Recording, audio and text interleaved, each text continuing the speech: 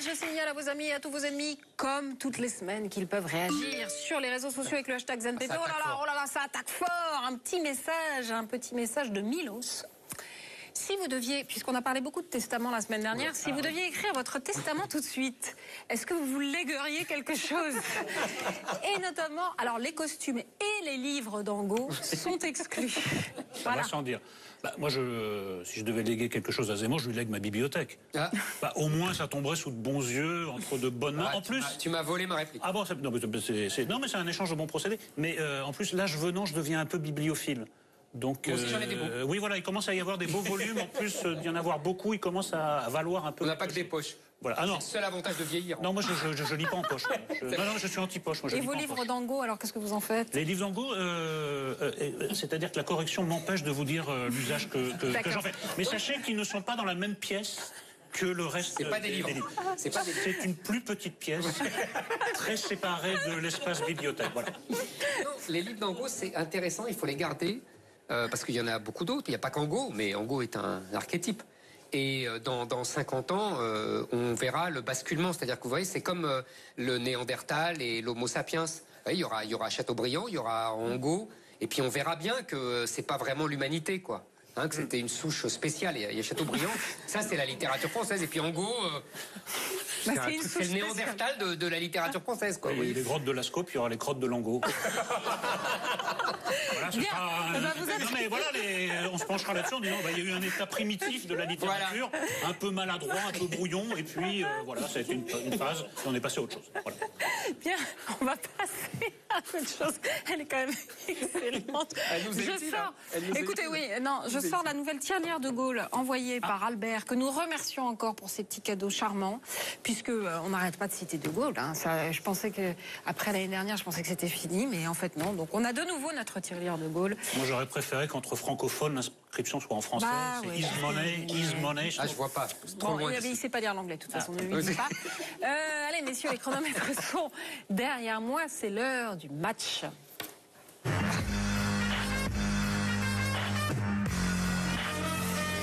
En Belgique, le maire de la commune d'Etterbeek a pris un arrêté pour ordonner à la police d'interpeller les sans-abri, y compris les récalcitrants qui voudraient rester dans la rue. Ils seront conduits dans un endroit chaud. Rappelons qu'au moins 3 sans-abri sont morts en France depuis le début de ce Moscou-Paris, de cette vague de froid. Nolo, ça vous inspire quelque chose? Cette idée d'avoir à protéger les gens d'eux-mêmes, en fait. D'abord, je crois que le bec belge, je pense Beek, il faut dire Beek, Etterbeek. Oui, Etterbeek. C'est ça, c'est pas l'essentiel, en effet, du sujet. Moi, je trouve ce genre d'initiative particulièrement contre-productive parce que ça accrédite l'idée que les SDF dorment dehors par choix. Or, ce n'est pas le cas. En France, en tout cas, si les gens sont dehors, c'est parce qu'il n'y a pas assez de place d'hébergement. Alors, Luc Ferry a dit récemment que les mathématiques ne servaient à rien dans la vie courante. Mais parfois, si vous faites la soustraction des places d'hébergement et des gens qui auraient besoin de cette place, il manque 15 000 places environ. Donc, la solution, c'est pas de mettre de force, de les contraindre. Il y a 2 grandes solutions. Soit on fournit des abris individuels. Maintenant, il y a des choses assez efficaces qui se font, des petites tentes pliables. Soit on construit en dur des centres d'hébergement. Parce que les gens appellent le 115, essayent de se loger et ne trouvent pas de place. Et surtout, il y a une autre initiative qui est encore plus urgente, c'est d'essayer de réinsérer ceux qu'on peut encore réinsérer. Parce que quand vous vivez dans la rue, il y a un décrochage des règles les plus élémentaires de la société qui fait que ces gens-là partent complètement à la dérive et deviennent, au sens propre, irrécupérables. Donc, protection, pas seulement en hiver, les gens, il paraît que les SDF meurent tout autant de déshydratation en été, donc protection tout au long de l'année, immédiate, et ensuite on essaye de travailler sur le fond du dossier, c'est-à-dire la réinsertion de ces malheureux. Voilà. Donc cette initiative belge, je la trouve très indispensable. Moi, je pense que le sujet n'est pas là. Si, enfin, là, dans ce match, il est là. Oui, je sais. Est-ce que la volonté politique doit contraindre les gens qui... Mais si la volonté politique, elle doit contraindre pour tout. Parce que ce que je comprends pas dans cette histoire, c'est que la volonté politique, elle est à trous. C'est comme le fromage. Je veux dire par là que quand Nolo dit il n'y a pas assez de place, non, c'est pas ça. C'est que d'abord, il y a beaucoup de gens qui ne veulent pas y aller. Parce qu'ils s'entendent pas, ils se tapent dessus, ils se volent, etc. Oui, pour des raisons d'insécurité, ça arrive. Voilà. Et c'est pas par choix véritable. Non, mais bien sûr. Si tu as le choix entre la rue et te faire détrousser dans un centre... évidemment, on est d'accord. Mais on est d'accord. Deuxièmement, parce que la volonté politique est incapable d'empêcher de rentrer, parce que l'essentiel des sans-abri, c'est quand même des gens qui viennent d'ailleurs. Non, mais c'est pas... Mais si, parce que il nous dit, il y a pas assez de place. Mais tu vas pas comme ça construire sans fin en accueillant les millions de gens qui veulent venir à Paris. Donc c'est un problème. Si on arrêtait ces gens, si on les empêchait de venir, on aurait moins de sans-abri. Les migrants. Les gens qui viennent, mais ça n'a aucun rapport. Mais ça a tout un rapport. Non, là, les SDF, il n'y a pas que des SDF qui sont là. On fait pas de. Excusez-moi, mais les gens dans la rue, on les voit. Non, mais une précision factuelle. Le nombre de places qui manquent est stable. C'est pas vrai que le problème a explosé parce qu'il y a des migrants. Le nombre de places qui manquent est stable. Donc c'est pas les migrants et les SDF. Il y a les deux problèmes. Il y a les deux problèmes liés. Il y a qu'eux, ils ne veulent pas y aller. Et que deuxièmement, il y a une telle vague de migrants que ça submerge tous les systèmes d'accueil. Absolument. La vague de migrants n'a rien à voir là-dedans. Bon. Le principal problème, c'est que dans les centres d'hébergement, les familles, ils restent ad vitam aeternam parce qu'il n'y a pas de place pour leur trouver un logement à bas prix. Et les familles qui viennent d'où ? Non, des familles françaises. Non, c'est vraiment pas le débat. Ces familles françaises ou pas, bon, on s'en fout. Bah non, on s'en fout pas. Si, elles restent là. Moi, je m'en fous pas. Elles restent là et elles y restent pendant des années parce qu'on ne leur retrouve pas un logement social. Donc, aucune place ne se libère, il y a un encombrement et il y a cette différence numérique dont je te faisais part au début. Donc pour l'un et pour l'autre, si la question était une volonté politique, indépendamment du... c'est non. Moi, je trouve ça... Parce qu'ils je trouve que c'est à côté de la plaque. Je trouve que c'est à côté de la plaque. Merci, c'est l'heure de notre second match. Le 10 mars prochain devait avoir lieu le règlement de compte familial entre Jean-Marie Le Pen et sa fille Marine à l'occasion du congrès de Lille. Le président d'honneur du Front National, pourtant persona non grata, avait prévu d'y aller. Mais finalement, regardez. Je ne me rendrai pas à Lille parce que je ne veux pas me rendre, si peu que ce soit complice, de l'assassinat du Front National qui va s'y dérouler. Oui. Mais je serai ailleurs.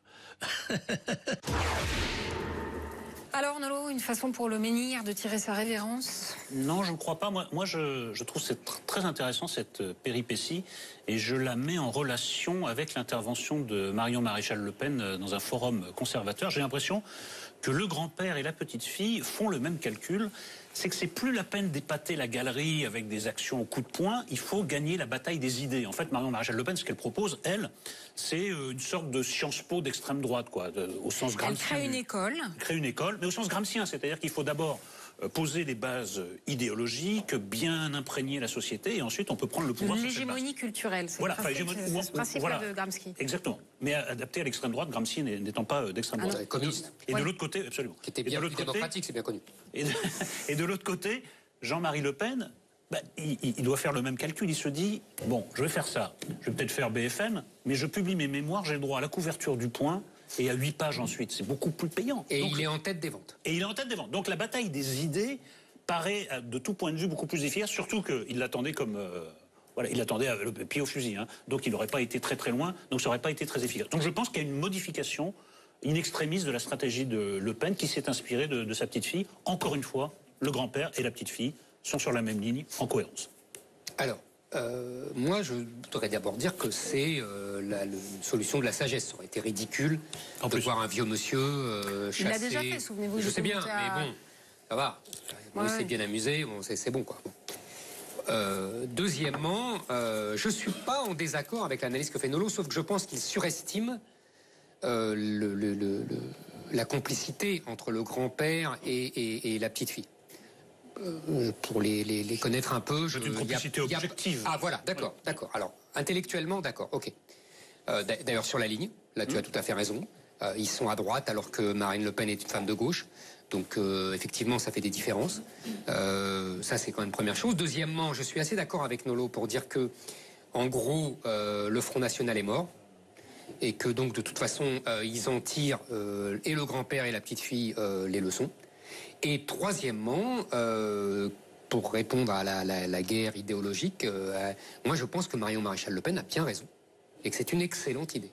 Et qu'effectivement... De créer cette école ? Oui, et qu'effectivement, je ne sais pas si elle va réussir, je ne sais pas si ça va être de qualité, je ne sais rien de tout ça. Mais en tout cas, je pense qu'effectivement, depuis 1945, la gauche a tous les pouvoirs universitaires, culturels, médiatiques, et qu'il faut leur reprendre, sinon on n'y arrivera jamais. Et donc, je pense qu'il faut prendre une revanche culturelle et idéologique sur la gauche. Moi, modestement, c'est ce que j'essaye de faire depuis des années. Ça ne nous avait pas échappé, voilà. Cher Zemmour. Non, mais ce qui est un peu ironique dans l'histoire, c'est que Marine Le Pen voulait que le parti du Front National devienne un parti un peu comme les autres, dédiabolisé, et en fait, il va devenir un parti national à ses dépens, un parti comme les autres à ses dépens, c'est-à-dire que je pense qu'elle ne pourra pas éviter alors peut-être pas des primaires, c'est vraiment pas dans la culture du FN, mais en tout cas, que les militants décident entre elle et sa nièce, je pense, entre deux lignes, parce que ces deux lignes vont coexister, et Jean-Marie Le Pen, avec son attitude, tend à accréditer cette idée. Moi, je pense que tu ne veux pas voir que pour l'instant, Maréchal Le Pen est vraiment sorti de la politique. Tu ne veux pas, je sais, personne ne veut le voir. Moi, je crois. Non, je crois pas. Moi, je crois c'est étrange que vous disiez ça, en effet. Elle en fait autrement. Je sais bien, mais... Non, mais attends, qu'elle fasse de la métapolitique. Mais dans ce cas-là, on en fait tous. Sur le temps long, elle est redoutablement intelligente. Vous ne trouvez pas? Mais moi, je pense plusieurs fois, vous avez dit, en effet, c'était une question que je voulais vous poser. Moi, je pense qu'on lui prête un machiavélisme qui n'est pas de saison. Mais bon, je peux me tromper. Tu sais, elle avait dit, je vais m'occuper de ma fille, et vous aviez dit, ah bah voilà, elle quitte la politique. Elle ne revient pas dans la politique, elle ne se présente pas aux européennes. Mais tu peux être... Dans la politique, je veux dire élective. Parce qu'elle est très la politique, là, on fait de la politique. Non, mais tu peux être stratège sans être machiavélique. Et c'est quand même pas la même chose de s'appeler Marion Maréchal Le Pen ou Éric Zemmour ou Éric Nolot quand tu prends une... Elle ne peut pas être naïve au point de croire qu'on va prendre son intervention comme quelqu'un qui fait les boutiques à Washington et qui, tiens... Non, bien sûr. Donc, non, mais c'est pas innocent. Ça peut pas être innocent. Je suis étonnée que vous la voyiez pas arriver. Mais parce que c'est un naïf, Zemmour, contrairement aux apparences. Au fond, oui. C'est un enfant qui vient de naître. Il est en pleine innocence. Mais heureusement, je suis là. Suis-moi, tu ne pourras pas t'égarer, Zemmour. Oh là là, on dirait les évangiles. Vous savez que vous avez 1 minute de plus que Zemmour? Je pense que c'est arrivé 3 fois et ça arrive de plus en plus fréquemment. Ah, j'aime vous l'entendre dire. Bien, j'ai décidé de me retirer de la vie publique parce que j'irai pas plus haut. Non, ça c'est vrai, probablement. Bon, merci monsieur. On enlève les chronomètres. Puisqu'on appelle maintenant pour le 3e match une attaquante, on accueille Isabelle Saporta.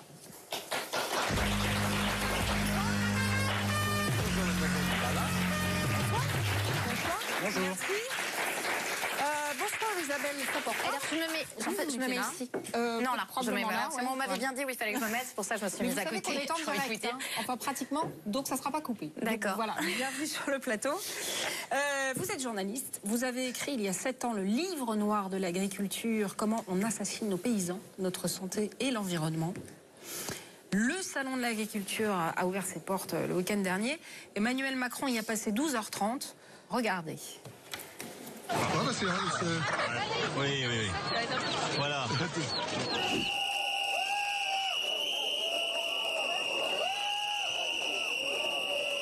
Moi, les ouvriers agricoles, les consommateurs qui demain diront « Vous aviez le glyphosate, vous le saviez, vous n'avez rien fait », ils me regarderont les yeux dans les yeux. Ils n'iront pas vous chercher. Non mais d'accord. Attendez, nous on est calme. Attendez, vous êtes calme? Oui, je suis calme, moi. Je m'adresse poliment. Non, vous m'avez cité dans d'autres tout à l'heure. Alors, le président Macron, est-ce que vous l'avez trouvé convaincant au salon de l'agriculture? Qu'est-ce que vous en avez pensé? Écoutez, moi, je ne suis pas macronienne dans l'âme, mais je dois dire que je le trouve assez bon en général.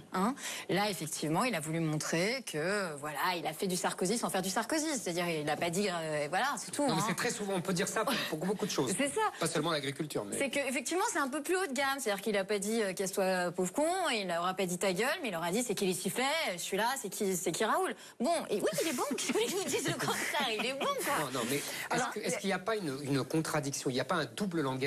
C'est pas le en même temps, c'est le double langage. C'est-à-dire que d'un côté, il leur dit on va revaloriser vos revenus parce qu'on va limiter, on va interdire la vente à perte encore plus de la grande distribution, si etc. On y arrive. On en a parlé déjà 10 fois ici.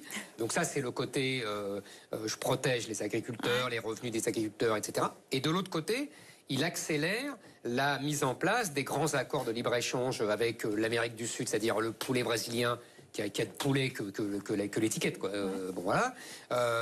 Avec le Canada au nord, c'est passé la même chose, c'est des grandes propriétés, etc., hyper, avec des intrants, comme ils disent, partout, et des machines partout. Donc ils tuent l'agriculture française, on est d'accord. Et ils tuent aussi la qualité, aussi, minimale. Donc moi je pense qu'il y a un double langage. Vous êtes en train de me dire que c'est le bal des faux culs? Écoutez, oui, c'est le double langage, c'est peut-être le bal des faux culs. Mais oui, mais il y a et en même temps Stéphane Travert et en même temps Nicolas Hulot. Donc il envoie même Nicolas Hulot, le ministre écolo, chez la patronne de la FNSEA, c'est-à-dire le syndicat majoritaire, en disant « Ah mais moi je vous ai entendu sur le Mercosur, donc effectivement les accords, je vais vous protéger. » Et en même temps, comme vous le dites très justement, il ne le fera pas. Il envoie Travers pour faire ses états généraux de l'alimentation, le ministre de l'Agriculture, dont il n'est rien sorti, on est d'accord, cette espèce de truc de vente à perte, pas vente à perte, 10%. Ça c'est rien, ça vraiment c'est rien pour le moment c'est rien, c'est rien. Pourquoi? Parce que je vais vous dire un truc, depuis 2009 on a mis en place l'Observatoire des marges, c'était déjà ça le problème, c'était déjà de se dire au fond qu'est-ce qui revient à qui. C'est la grande distribution, ce que je me tue à dire toutes les semaines. Et le problème il est là, si vous voulez, c'est qu'à partir du moment où tu as très peu de centrales d'achat, où c'est eux qui ont les leviers, si vous voulez, de toute façon tu peux dire ce que tu veux, tu peux gesticuler comme tu veux, tu n'y arriveras pas. Rappelez-vous, quand l'ancien ministre de l'Agriculture, Stéphane Le Foll, avait essayé de faire un bras de fer avec les coopératives agricoles sur le prix du porc, les coopératives agricoles, qui sont elles-mêmes des mastodontes aussi grosses que l'industrie agroalimentaire aujourd'hui, leur avait dit non mais tout doux bijou, on n'augmentera pas le prix des agriculteurs. Donc si vous voulez, il y a même un quadruple bal des faux culs, c'est-à-dire que même le syndicat majoritaire, Christiane Lambert, quand elle te dit il faut qu'on revalorise les prix, les grosses coopératives agricoles, que ce soit par exemple Sodial pour le lait, la Coperle pour le porc, n'ont aucune envie de payer plus leurs éleveurs. Donc si vous voulez, on est dans le bal des faux culs à plusieurs niveaux. Mais soyons concrets sur le Mercosur. Est-ce qu'il est vraiment impossible d'obtenir, parce que c'est essentiellement le bœuf qui pose problème, par exemple du bœuf importé et le poulet, et qui soit produit dans les mêmes conditions de contraintes sanitaires. Est-ce que c'est impossible? Oui, même moi je peux te répondre. C'est pas toi qui pose la question, donc voilà. Oui, mais il a une minute de retard sur vous. Oui, j'ai envie de vous dire. Ça, je vais la payer pendant des années. Mais ne vous en mêlez pas, parce que c'est déjà assez compliqué. Est-ce que vraiment c'est impossible d'obtenir les mêmes contraintes sanitaires? Alors là où je vais vous dire qu'on est effectivement encore dans l'hypocrisie la plus totale, c'est-à-dire que comme on sait que c'est impossible, on a déjà commencé au niveau européen à détricoter nos normes sanitaires pour s'aligner sur celles, exactement, c'est toujours la même chose, sur celles effectivement du Canada, sur celles du Brésil, c'est-à-dire au fond on n'a pas le droit de mettre des hormones, d'accord, mais vous savez on n'a pas le droit de tremper les poulets dans le chlore comme on le fait dans ces pays-là. Ok, mais par contre il y a tel et tel truc qu'on a le droit de faire là-bas. Tremper les poulets dans le dans le chlore. Bah oui, parce qu'en fait eux ils en ont rien à foutre, pardon d'être grossière, ils n'en ont rien à faire de savoir comment ils produisent le poulet, puisque c'est dans des grands trucs industriels, donc c'est dégueulasse, faut quand même dire les choses comme elles sont. Oui, donc à la fin, si tu veux, la seule solution c'est de les tremper dans l'eau de Javel pour que ça se passe bien, vous êtes d'accord? Bon voilà. Donc ça on fait ça chez nous, ça donne un goût mais c'est propre. Ça voilà, ça donne un goût mais c'est propre. Non, il faut aller au bout de ce truc de Mercosur. Mercosur sur le papier c'est indéfendable parce qu'il y a on défend les circuits courts puis on va faire venir de la viande. C'est bien ce que je me tue à dire. Il y a une pression sur les prix qui va être à la baisse. Il y a ces questions sanitaires. Alors, est-ce qu'il y a quand même un avantage pour les agriculteurs français dans cet accord de libre-échange? Ah non, il y en a. Alors là, pour les agriculteurs, il y en a aucun. Ça, c'est évident. L'ouverture des marchés. Mais il y en a aucun. On va leur vendre des fromages. Mais voilà, alors. Merci, Éric Zemmour. Ça, c'est le grand truc à chaque fois, c'est de me dire non. Ça, je connais par cœur. Mais alors, pour le fromage, ça va être beaucoup mieux. Alors, ce qui est génial, c'est que tous les grands géants laitiers, genre Lactalis, ils ont déjà, de toute façon, des usines partout dans le monde. Donc, eux, pour vendre des fromages dans le monde, ils n'ont aucun problème. Et ils distribuent partout. Vous allez au Mexique et compagnie, vous avez des yaourts Yoplait et compagnie. C'est déjà, ça existe déjà, ça. Mais là où il y a vraiment un truc, c'est vraiment important et même vital, c'est qu'effectivement, la nourriture devrait être sanctuarisée. Ça ne devrait pas faire partie des accords de l'OMC. Ça, si vous voulez, s'il y a un truc qui ne devrait pas faire partie, effectivement, du libre-échange, voilà, ultra-libéral... La culture et l'agriculture. La culture et l'agriculture, il a parfaitement raison. Purement et simplement un sacrifice au culte du libre-échange, rien d'autre. Oui, et avec les autres, il y a les banques, il y a les autres secteurs économiques qui vont profiter de cette ouverture de marché, c'est donnant-donnant. Mais nous, on sacrifie notre agriculture pour des avantages là où on est plus fort. Maintenant, je voudrais aborder un en même temps particulièrement problématique d'Emmanuel Macron, qui est le roi du en même temps, sur le glyphosate. Oui. Parce que j'arrive mal à comprendre la position française où on reste assez ferme sur le principe, ce sera interdit 3 ans, mais en même temps, il y aura des exceptions. Donc ça veut dire que c'est interdit et autorisé en même temps. Alors, comment vous voyez la chose? Je vois la chose pas bien. C'est-à-dire qu'en fait, le grand combat qu'il fallait mener, il fallait le mener au niveau européen. On ne l'a pas vraiment fait. Donc on a dit que nous, tout seuls, nous allions prendre cette décision. Bon, nous, tout seuls, ça n'existe pas. Qu'est-ce qui va se passer? Le syndicat majoritaire va sans doute nous attaquer au niveau européen en disant « Mais nous, tout seuls ». Mais ça va pas bien la tête. et ils vont avoir gain de cause, c'est évident. Christiane Lambert, la patronne de la FNSEA, a déjà dit « Ah non, mais au début, Nicolas Hulot, il était sec, très sec. Hein. Mais maintenant, il comprend qu'il va y avoir des... » Non, mais Sandrine Saroche a du souci à se faire. On est tout en cœur avec Christiane Lambert, j'ai envie de vous dire. C'est un truc, ça fait des années qu'on s'aime. Et donc du coup, c'est très bien. pour tout vous dire, je pense qu'effectivement, c'est le bal des faux culs. Je pense qu'il y aura des exceptions de plus en plus importantes. Je pense que ce que propose Christiane Lambert, je ne laisse pas parler, hein, Christiane Lambert sur la réduction des pesticides est aussi un truc de total... faux cul, parce que si vous voulez, depuis 2009, on nous dit qu'en 2018, on réduira de moitié les pesticides, et là, elle nous dit qu'en 2040, on fera peut-être. Donc, si vous voulez, chaque année, on gagne 15 ans dans la tronche. Donc, voilà. Alors, j'ai deux questions qui n'ont pas rien à voir, mais bon. La première, c'est je me fais l'avocat du diable 30 secondes. Ouais. C'est c'est bizarre, hein. Ça Non, mais parce que les pesticides... Non, du diable, surtout, c'est bizarre. Pas mal. Les pesticides, il y a aussi un côté positif aux pesticides. Oh ben, pas des masques. Hein. C'est-à-dire qu'ils tuent toutes les bêtes, qui tuent les fruits et compagnie. Quoi. Avant, il n'y avait pas de pesticides et on gâchait la moitié de la récolte et on avait des famines. Là, maintenant, il y a des pesticides, il n'y a plus de famine. Je veux bien qu'on bouffe bouffe dégueulasse, mais au moins, il n'y a plus personne qui meurt de famine en France. Mais de cancer. Voilà, mais c'est à plus long terme, donc ça se voit moins. Voilà, c'est ça. Voilà, c'est ça. Mais non, mais si vous voulez, là, je pense quand même, comme on est arrivé au bout de ce système, c'est-à-dire que quand tu as 40% des agriculteurs qui gagnent pas 350 € par mois, quand ils sont surendettés, quand on se retrouve effectivement premier consommateur européen d'utilisation des pesticides, quand on sait maintenant que les maladies de Parkinson, les lymphomes, les cancers du sein, les cancers de la prostate, etc., c'est... Alors, il faut tous qu'on passe au bio, quoi. Donc, il faut payer plus cher la bouffe, en clair. Ah, mais de toute façon, il faut payer. Mais moi, je suis pas contre, mais j'essaie de préciser, de comprendre. Ça, je suis d'accord avec vous. Le problème, c'est qu'aujourd'hui, la politique agricole commune, c'est quoi? C'est 10 milliards en gros pour l'agriculture, d'accord? C'est 10 milliards qui reviennent à peu près à tout ce qui est le système productiviste aujourd'hui. Hein. Est-ce qu'il n'y a pas moyen, à un moment, mais putain, ça fait 10 ans que j'ai la même chose, il n'y a pas moyen, à un moment, de faire en sorte que ces 10 milliards servent à sortir nos agriculteurs de l'impasse dans laquelle ils sont aujourd'hui, à réapprendre les gestes agronomiques, à faire en sorte que, je suis désolée, mais le bio, c'est 50% d'emplois en plus dans nos campagnes. Hein. Aujourd'hui, on est en train de se demander comment ça se fait qu'il y ait des diagonales du vide dans les territoires ruraux. Mais écoutez, il y a quand même moyen aujourd'hui de faire autrement. Au lieu de ça, on va faire quoi? On va mettre des millions et des millions sur la méthanisation. Donc, continuer à faire des usines à porc pour lesquelles on ne sera pas compétitif, parce que quoi qu'il en soit, pour produire de la merde, on sera toujours plus cher que les autres. Oui, je suis d'accord. Mais je vous rappelle simplement que ça, c'est toujours le problème européen. C'est que les Allemands et les Hollandais nous ont mangé la laine sur le dos en faisant vos usines à porc et faisons autre chose. Donc, si vous voulez, il y a un moment, qu'est-ce qui marche, nous, dans notre balance extérieure? C'est le vin, c'est du très haut de gamme, c'est les cosmétiques. Pourquoi on n'est pas capable de renouer avec ce qui fait nos territoires? On ne peut pas tous manger du haut de gamme. On n'a pas tous les moyens. Alors, ça, je suis d'accord avec vous, ça se fera pas du jour au lendemain. Mais moi, si vous voulez, si demain, on met l'argent qu'on met aujourd'hui, finalement, écoutez, c'est pas compliqué. Alors, il faut renationaliser les politiques agricoles. Non, je pense Parce que ça, les Allemands et les Hollandais ne seront pas d'accord. Non, je pense pas qu'il faut les renationaliser. Je pense qu'il faut se battre au niveau européen pour une autre politique. On avait un très bon commissaire en charge des questions agricoles qui était Dacian Cioloș. On a eu, nous... Ben oui, je connais pas. Il était très bien. Et feu Dacian Cioloș. Et donc, tous les syndicats, effectivement, productivistes, le nôtre en premier, ont eu leur sapeau. Donc, alors, justement, à propos de syndicats productivistes, j'ai une dernière question. Mais oui, justement, on attendait votre deuxième question.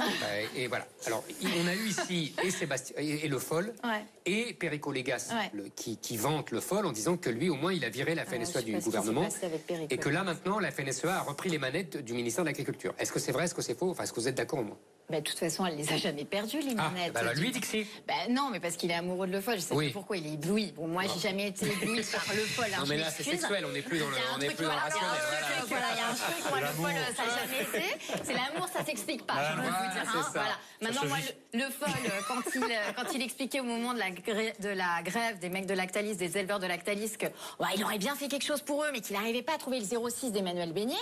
Je veux dire, moi, je veux bien que ce soit un grand. Vous vous souvenez de ça? Je trouve pas le numéro. Je trouve pas le portable d'Emmanuel Beignet. C'était le ministre de l'Agriculture. Il trouvait pas le portable de Lactalis. Mais si vous voulez, il y a un moment. Une baisse de la compétence dans la fonction publique. Non, mais si on doit résumer, la situation entre, en effet, les accords de libre-échange qui sont subis par le monde agricole, le fait que les terres soient de plus en plus achetées par des investisseurs étrangers, chinois au premier chef, on a l'impression quand même que le mot qui résume tout ça, c'est impuissance, qui subissent la mondialisation et qu'il n'y a pas grand-chose à faire pour eux. Alors, Peut-être que vous allez infirmer cette... Non, je ne vais pas l'infirmer. Conclusion. Je vais pas l'infirmer. Ce que je veux dire, c'est qu'on manque de courage politique parce que quand on veut faire changer les choses, on y arrive. Là, il y a un moment, on a un Mais sur les deux points, là, Donnez un sur les exemple. deux points. Mais sur quoi on a... sur les 2 points, par exemple, sur le glyphosate, quand on avait Ségolène Royal qui se battait courageusement là-bas, ça, au niveau européen, elle bloquait. Quand elle s'est battue sur les perturbateurs endocriniens, elle bloquait. Donc il y a un moment, quand on a un peu Vous êtes amoureuse de Ségolène. Moi, plus. C'est ce que j'allais dire. Non, mais je veux dire- Perico, c'est le folle et vous, c'est Ségolène. Non, Bon, mais je suis c'est pas. moderne, remarquez. Je suis pas.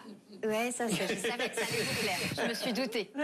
Non, mais sauf qu'il y en a une, apparemment, qui a obtenu des résultats et pas l'autre, donc c'est pas la même chose. Oui, voilà. C'est ce qu'elle dit, mais Perico nous dit le contraire. pas Mais le même non, amour.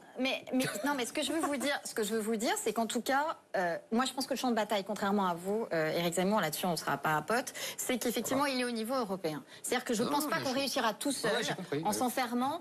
Voilà. Donc, il faut se battre là-bas. Mais par contre, il faut se battre. Ouais, mais si il on faut perd pas tous les subir. matchs, il y a un moment, Oui, il non, faut mais d'accord, comprendre il faut qu'on perd au tous les moins. matchs. Quand Macron. Non, mais à l'impossible, nul n'est tenu. Quand vous savez. Macron va faire le tour de l'Europe en disant les travailleurs détachés, c'est pas possible. Il a perdu. Oui, d'accord, mais enfin, au moins, il mène la bataille. Hein. Ouais, mais il fait semblant. Il n'a aucun Au résultat. moins, il fait semblant de la mener. Sur le glyphosate, il fait même pas semblant de la mener. Nicolas Hulot ne fait même pas semblant de la mener. Vous voyez ce que je veux dire? Il y a un moment, il y a des batailles ça, qu'on c'est peut juste, au ça, c'est moins juste. essayer de mener. Ça, c'est vrai. Voilà. C'est tout. Voilà, Voilà, il c'est les tout. a menés. Je suis désolé. Je suis désolé. Il les a menés et il les a perdus parce que les Allemands nous ont lâchés au dernier moment. Ah, les Allemands, de toute façon, font Mais des comme batailles à d'habitude. 15 bandes. Bah, de toute façon, vous savez bien, Bayer, Monsanto, Bah oui. où c'est? C'est Bah pas oui. chez nous. Eh ben voilà, c'est donc on là-bas. est bien Bah oui, mais d'accord. Est-ce qu'il y a un d'accord. moment où on peut avoir un peu de courage politique Non, mais face aux Allemands, on perd. et s'opposer au lobby des comprend grandes ça. multinationales? Mais c'est même pas les Allemands, là, c'est le lobby des multinationales. Parce que quand vous me parlez des accords de libre-échange, c'est la même chose. Quand ils demandent les tribunaux arbitraux, au fond, pour dire demain, c'est pas les États qui choisiront comment on fait le commerce, mais c'est nous, et nous pourrons poursuivre les États qui refusent les OGM, qui refusent les pesticides, etc. Ça, c'est les multinationales, c'est même plus les États. Ah oui, c'est vrai. Donc, moi, c'est pour ça que je pense que l'Europe doit rester forte, parce que malgré tout, dans ces cas-là, sinon on laisse les clés aux GAFA, et donc Google, Amazon, C'est un et mythe. Facebook, et c'est terminé. C'est un mythe. Non, non, Excusez-moi, c'est un mythe. alors, là, c'était la un pays comme conclusion. l'Islande, tout petit, a réussi à faire rendre gorge aux banques mondiales, alors que nous, Donc, là, un la peu de France courage et la. politique. Mais oui, mais l'Islande, Ah, bah alors. c'est pas l'Europe, hein, c'est un confetti. Bah ouais, bah écoutez, un gros confetti Donc comme c'est, l'Europe, ce sera encore mieux. Je me réjouis. parce que justement, là, c'est tellement divisé et on a tellement de gens qui sont pas d'accord avec nous qu'on perd tous les matchs. En fait, c'est fini depuis 5 minutes. Hein. Voilà, c'est fini. Et quand on parle confetti, Mais c'est parce eh bien, qu'il quand a, on il a- parle il a pris confetti, trop de temps, hein, Nolo. c'est Voilà, Sandrine Saroche, n'est-ce pas, Eric? Allez, hop.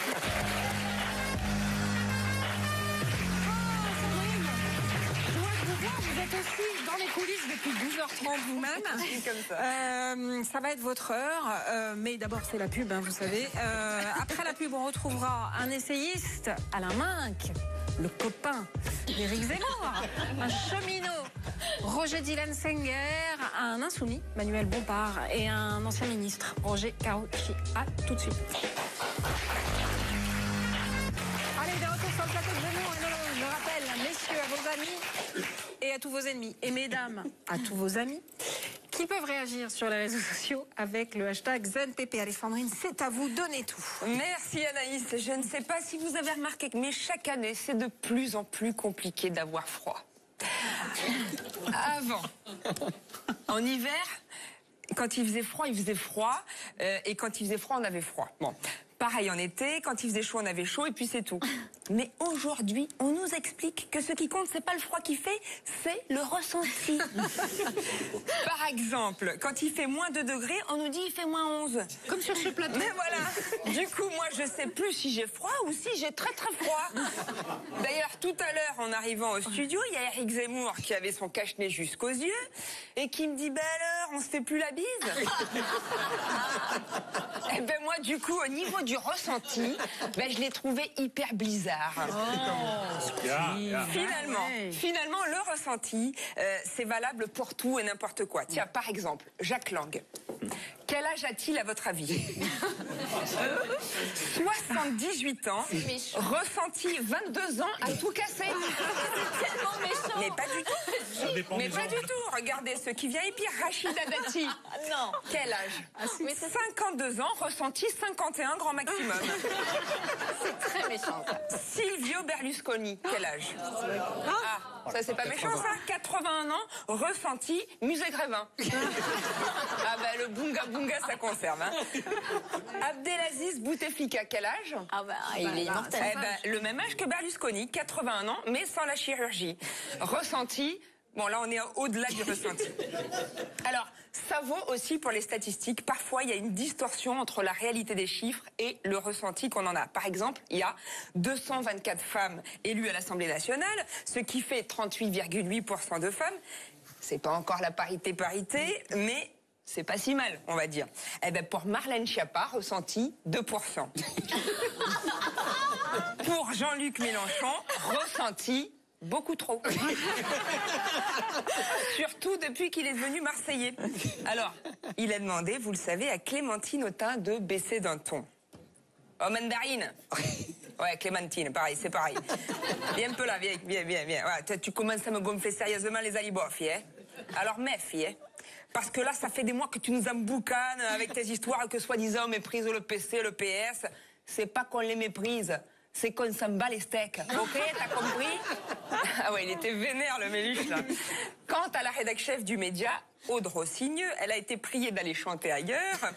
Diable, voilà une rédac-chef qui ne s'est pas habillée longtemps en Pravda. Oui, joli. Conclusion, comme on dit en Suisse, c'est pas le coucou qui chante le plus fort, qui chante le meilleur. Tan, tan, taram. Mesdames et messieurs, votre attention, s'il vous plaît, je suis Édouard Philippe, votre chef de gare. Afin de remettre la SNCF sur de bons rails, j'ai entamé une concertation sur le statut des cheminots. En cas de blocage, le train exécutif passera à grande vitesse par des ordonnances. En cas de trafic interrompu, nous vous invitons à emprunter les cars Macron. C'est moins cher, c'est plus long, mais c'est une idée du patron. Tam, tam, tadam. Mesdames et messieurs, camarades syndiqués, je suis votre contrôleur Philippe Martinez. Je dirais même plus, je suis votre contrôleur Philippe Martinez. Oui, nous sommes les Dupont et Dupont de la CGT et nous parlons d'une seule voix.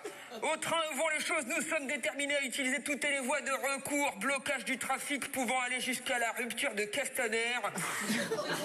Nous sommes plus bornés que Madame Borne. Alors le 22 mars, Édouard Philippe, si tu savais, de réforme, nous on se la met. Au train, aucune hésitation. En tout cas, moi, je suis folle. En tout cas, moi, je sais pas comment ils font les hommes politiques pour faire autant de choses à la fois. Édouard Philippe, il reste 3 jours. 3 jours au salon de l'agriculture porte de Versailles. Il dort sur place. Ah bah oui, ça lui évite de ruminer chez lui. Mais oui, c'est plus facile de compter les moutons que de tondre la laine sur le dos des cheminots. Emmanuel Macron, il est resté 12h30. 12h30 sans Brigitte. Mais c'est vrai, on l'a vu, il est reparti avec une poule. Elle s'appelle Agathe. Et normalement, elle est à louer, mais lui, il l'a eu gratos. C'est toujours mieux que se prendre un œuf sur la tête, hein. Comme l'année dernière. Les organisateurs, vous savez, les organisateurs du salon ont eu très peur qu'il se dégonfle, comme Mélenchon. Alors, pour le convaincre de venir, ils ont envoyé une chanteuse. Mais attention, hein, une chanteuse qui envoie du bois. C'est Marie Laforêt. Ah, bien, porte de Versailles, oh, bien, marcher dans la paille, oh, bien, tâter les volailles, oh, bien, mais non, ça pue pas, oh, bien, prendre ta cuite, oh, bien, te gaver de frites, oh, bien, il y aura pas Brigitte, oh, bien, elle n'en saura rien. Oh, je sais bien, oh, qu'elle est jolie cette poule, que pour elle tu as affronté la foule. Parle-leur de son grand-père cheminot, quand il siffle dans ton dos. Oh, je sais bien que tu manges des rillettes et que parfois tu te lâches sur l'andouillette. Voilà pourquoi Mélenchon ne viendra pas. Il mange que du quinoa.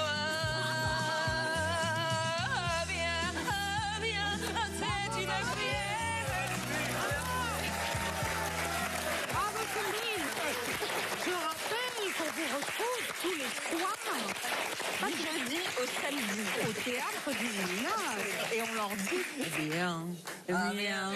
viens voir au gymnase. Viens. Merci donc Sandrine. Merci Isabelle Saporta. C'est maintenant l'heure de notre grand duel, mais on ne bouge pas pendant le jingle.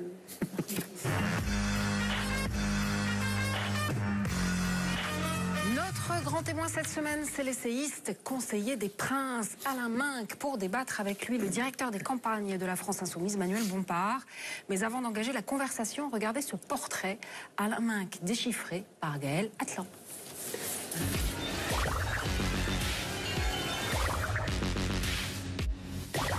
Alain Minc, vous, l'homme d'influence, pouvez-vous être résumé en quelques chiffres? Difficile en effet de vous saisir de par vos nombreuses casquettes. 4 en tout, essayiste, économiste, conseiller politique et chef d'entreprise. La vie est suffisamment courte pour qu'on en ait plusieurs à la fois. Vous avez été et continuez de l'être l'apôtre du libéralisme, un libéralisme de gauche dont vous vous réclamez. Le libéral de droite, je commence par là, croit que le marché est le meilleur moyen d'obtenir un optimum économique. Le libéral de gauche, donc moi, croit que le marché est peut-être un moyen assez brutal de changer la société. Je veux être un homme. Vous avez incarné le mondialisme heureux. Les épargnants profitent incroyablement de la hausse de la bourse et enfin les consommateurs sont les vainqueurs de tout cela. Vous défendez l'identité heureuse. J'ai dédicacé mon livre à Nicolas Sarkozy avec une dédicace que je peux vous dire. Je lui ai mis d'un Français de tant de souches au petit Français de sang mêlé de 2007. Vous êtes un Européen heureux, des notions qui ne sonnent pas toujours justes aujourd'hui et qui vous classent parmi les hommes du passé chez certains de vos contradicteurs. Vous évoquez des échanges qu'on a pu avoir quand j'avais 28 ans. Nous sommes 14 ans plus tard. Vous n'avez pas vu la France changer autour de vous? Vous n'avez pas vu le terrorisme monter? Vous n'avez pas vu les problématiques de l'intégration se durcir? C'est en 1978 que le public vous découvre. Vous leur parlez alors du monde de demain. Le jour où la télématique nous atteindra chez nous, ce sera à l'aide d'un téléphone à touche. Le clavier à touche sera le moyen d'accès à l'extérieur. Le téléviseur nous servira à recevoir des images. Ce sera en fait un écran. Et entre les deux, il y aura une sorte de petit ordinateur. Plus tangible en revanche sont vos analyses et prévisions politiques selon vos adversaires. Rarement on s'est systématiquement trompé qu'Alain Minc. Le mec il a dit qu'il n'y aurait pas de crise, il a dit que c'était purement artificiel, il a dit, il a eu faux sur tout. Il faut dire que vous avez souvent misé sur le mauvais cheval. De 1995 à 2017, vous avez tour à tour soutenu Édouard Balladur, puis Lionel Jospin face à Jacques Chirac. M. Minc a été plus longtemps conseiller de M. Balladur, qui est plus proche de vous encore qu'on ne sait pas très bien. Non, il a annoncé qu'il votait pour moi. Il est libre comme citoyen quand même. Il n'est pas du tout mon conseiller. Je vous le laisse. Vous portez bonheur à Nicolas Sarkozy en 2007, mais pas en 2012. Soutenez Alain Juppé à la primaire de la droite. J'ai pris parti pour Alain Juppé en janvier 2015. Donc pas à l'époque où les sondages fabriquaient des enthousiasmes. Et annoncer la victoire d'Hillary Clinton face à Donald Trump. 40 ans sur la scène médiatique, visiteur du soir et chef d'entreprise, pur produit de l'élite et de la génération post-68, vous publiez votre dernier ouvrage dans lequel vous mettez notamment à l'index ceux que vous qualifiez de populistes, au premier rang desquels, selon vous, Jean-Luc Mélenchon. Et vous avez mignon dans votre genre. Soyez sérieux, monsieur. N'écrivez pas les contes de Disney, là. Entre vous, deux mondes s'opposent. Reste à savoir désormais lequel appartient au dessin animé. Voici Alain Minc et Manuel Bompard. Bonsoir, monsieur.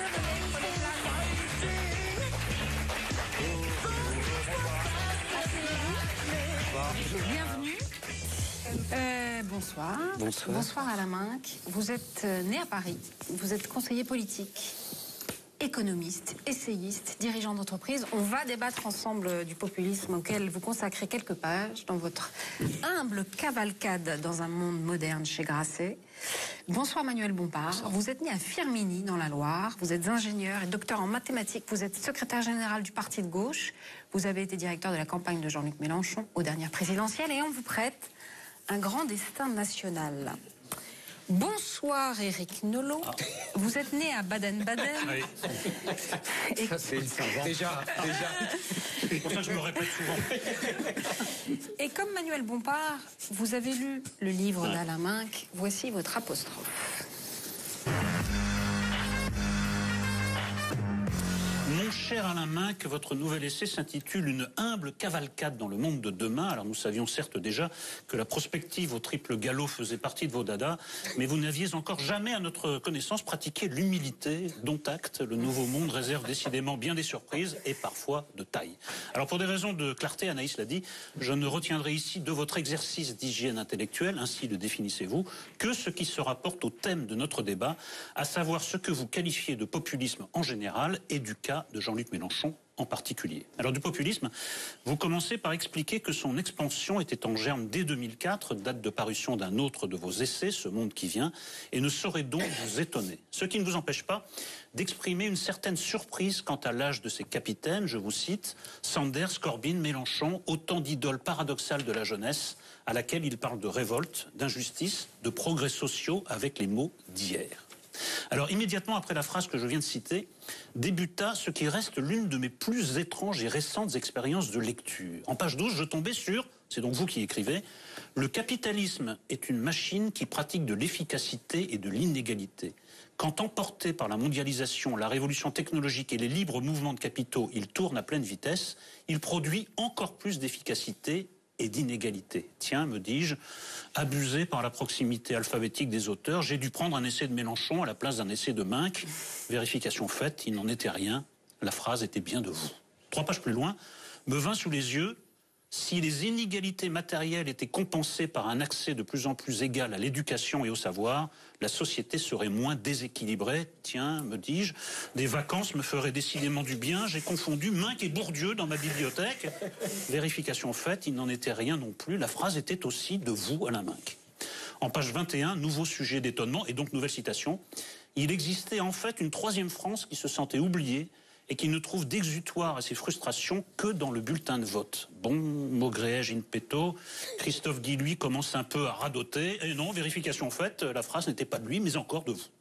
Alors sur tous les thèmes cités, de même que sur l'ubérisation de la société ou sur les salaires excessifs des patrons, vous validez ainsi la plupart des diagnostics émis par les populismes de droite et de gauche, même si bien sûr vous refusez vigoureusement leurs remèdes et dénoncez à la fois leur absence de solutions plausibles et leur méconnaissance de l'environnement économique. J'attendais donc avec impatience que vous entriez dans le vif du sujet et c'est ce que vous faites dans le chapitre 5 où vous dévoilez plus clairement votre pensée, crainte et espoir mêlés. Alors votre principale crainte au regard du populisme pourrait prendre la forme d'un pastiche de la première phrase du manifeste du Parti communiste de Karl Marx, je dis bien, un spectre hante l'Europe, le spectre de l'illibéralisme. Vous voyez partout monter la tentation d'une société illibérale, de l'Espagne à la Finlande, en passant par la Grande-Bretagne, la France, la Pologne et la Hongrie. Et partout, vous lui attribuez les mêmes ressorts, haine des élites, fantasme du peuple, peur, ressentiment et sentiment d'abandon. Il y a même un cauchemar qui vous vient, page 97, une fusion des extrêmes, l'union des bataillons d'électeurs d'extrême droite et des bataillons d'électeurs d'extrême gauche qui marcheraient ensemble à l'assaut du palais d'hiver, enfin le palais de l'Élysée. Heureusement, vous avez la solution. Vous entendez opposer au populisme des extrêmes un populisme mainstream, c'est ça l'invention du livre, entendu comme une démarche populiste au service de la défense de la démocratie libérale et européenne, ainsi que l'économie sociale de marché. Telle est pour vous la condition pour que perdure le miracle macronien survenu en juin dernier. Telle est pour vous la condition pour que tout change afin que rien ne change, comme disait Tancrède dans Le Guépard. Une formule qui aurait pu servir de titre à votre livre, et d'emblème à votre pensée. Alors, évidemment, vous pouvez répondre à tout ce que je viens de dire, mais je voudrais d'abord vous poser une première question, c'est que dans votre livre, vous ne faites pas vraiment la distinction entre les populistes. Vous avez un peu tendance à les mettre tous dans le même sac. Je voudrais que vous définissiez, et que vous répondiez évidemment par la même occasion à ce que je viens de dire, la singularité du populisme mélenchonien selon vous, ou mélenchoniste. Je vais d'abord vous répondre. D'abord la définition du populisme. Non, mais attendez. Si je peux me permettre. Ne faites pas du Zemmour tout de suite.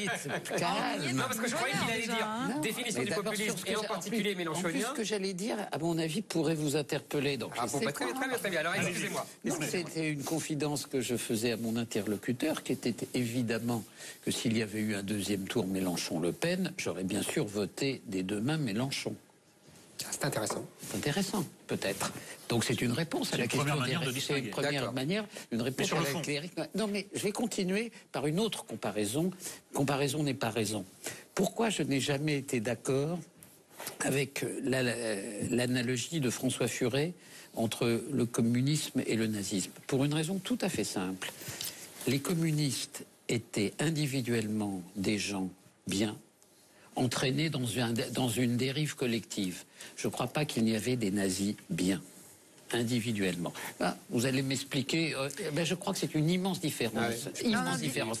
Et donc, je pense... On va en parler. Non, mais ça va. Vous n'êtes pas obligé de l'individualisme. Vous allez dire qu'il y a des types bien partout. Mais il y a des types bien partout, ça que je veux dire. Non, mais attendez, moi je ne suis pas d'accord. Et donc, je pense qu'il y a beaucoup de gens que je respecte, avec un désaccord total dans les électeurs de Jean-Luc Mélenchon. Je ne crois pas respecter quelqu'un. C'est intéressant, ça. Mais je vous le dis, ne prenez pas ce regard furieux. Arrêtez de faire le compagnon de route des Le Pen. Oh non, non, non. Écoutez, si vous saviez, je ne crois pas qu'on puisse voter. Vous savez qu'elle m'en veut beaucoup plus à moi qu'à vous, Marine Le Pen. Ça, je pense, oui. Oui, vous l'avez fait perdre. Oh oui, vachement. Oui. Je crois quand même qu'il y a une espèce de méchanceté dans un vote d'extrême droite qu'il n'y a pas dans un vote d'extrême gauche.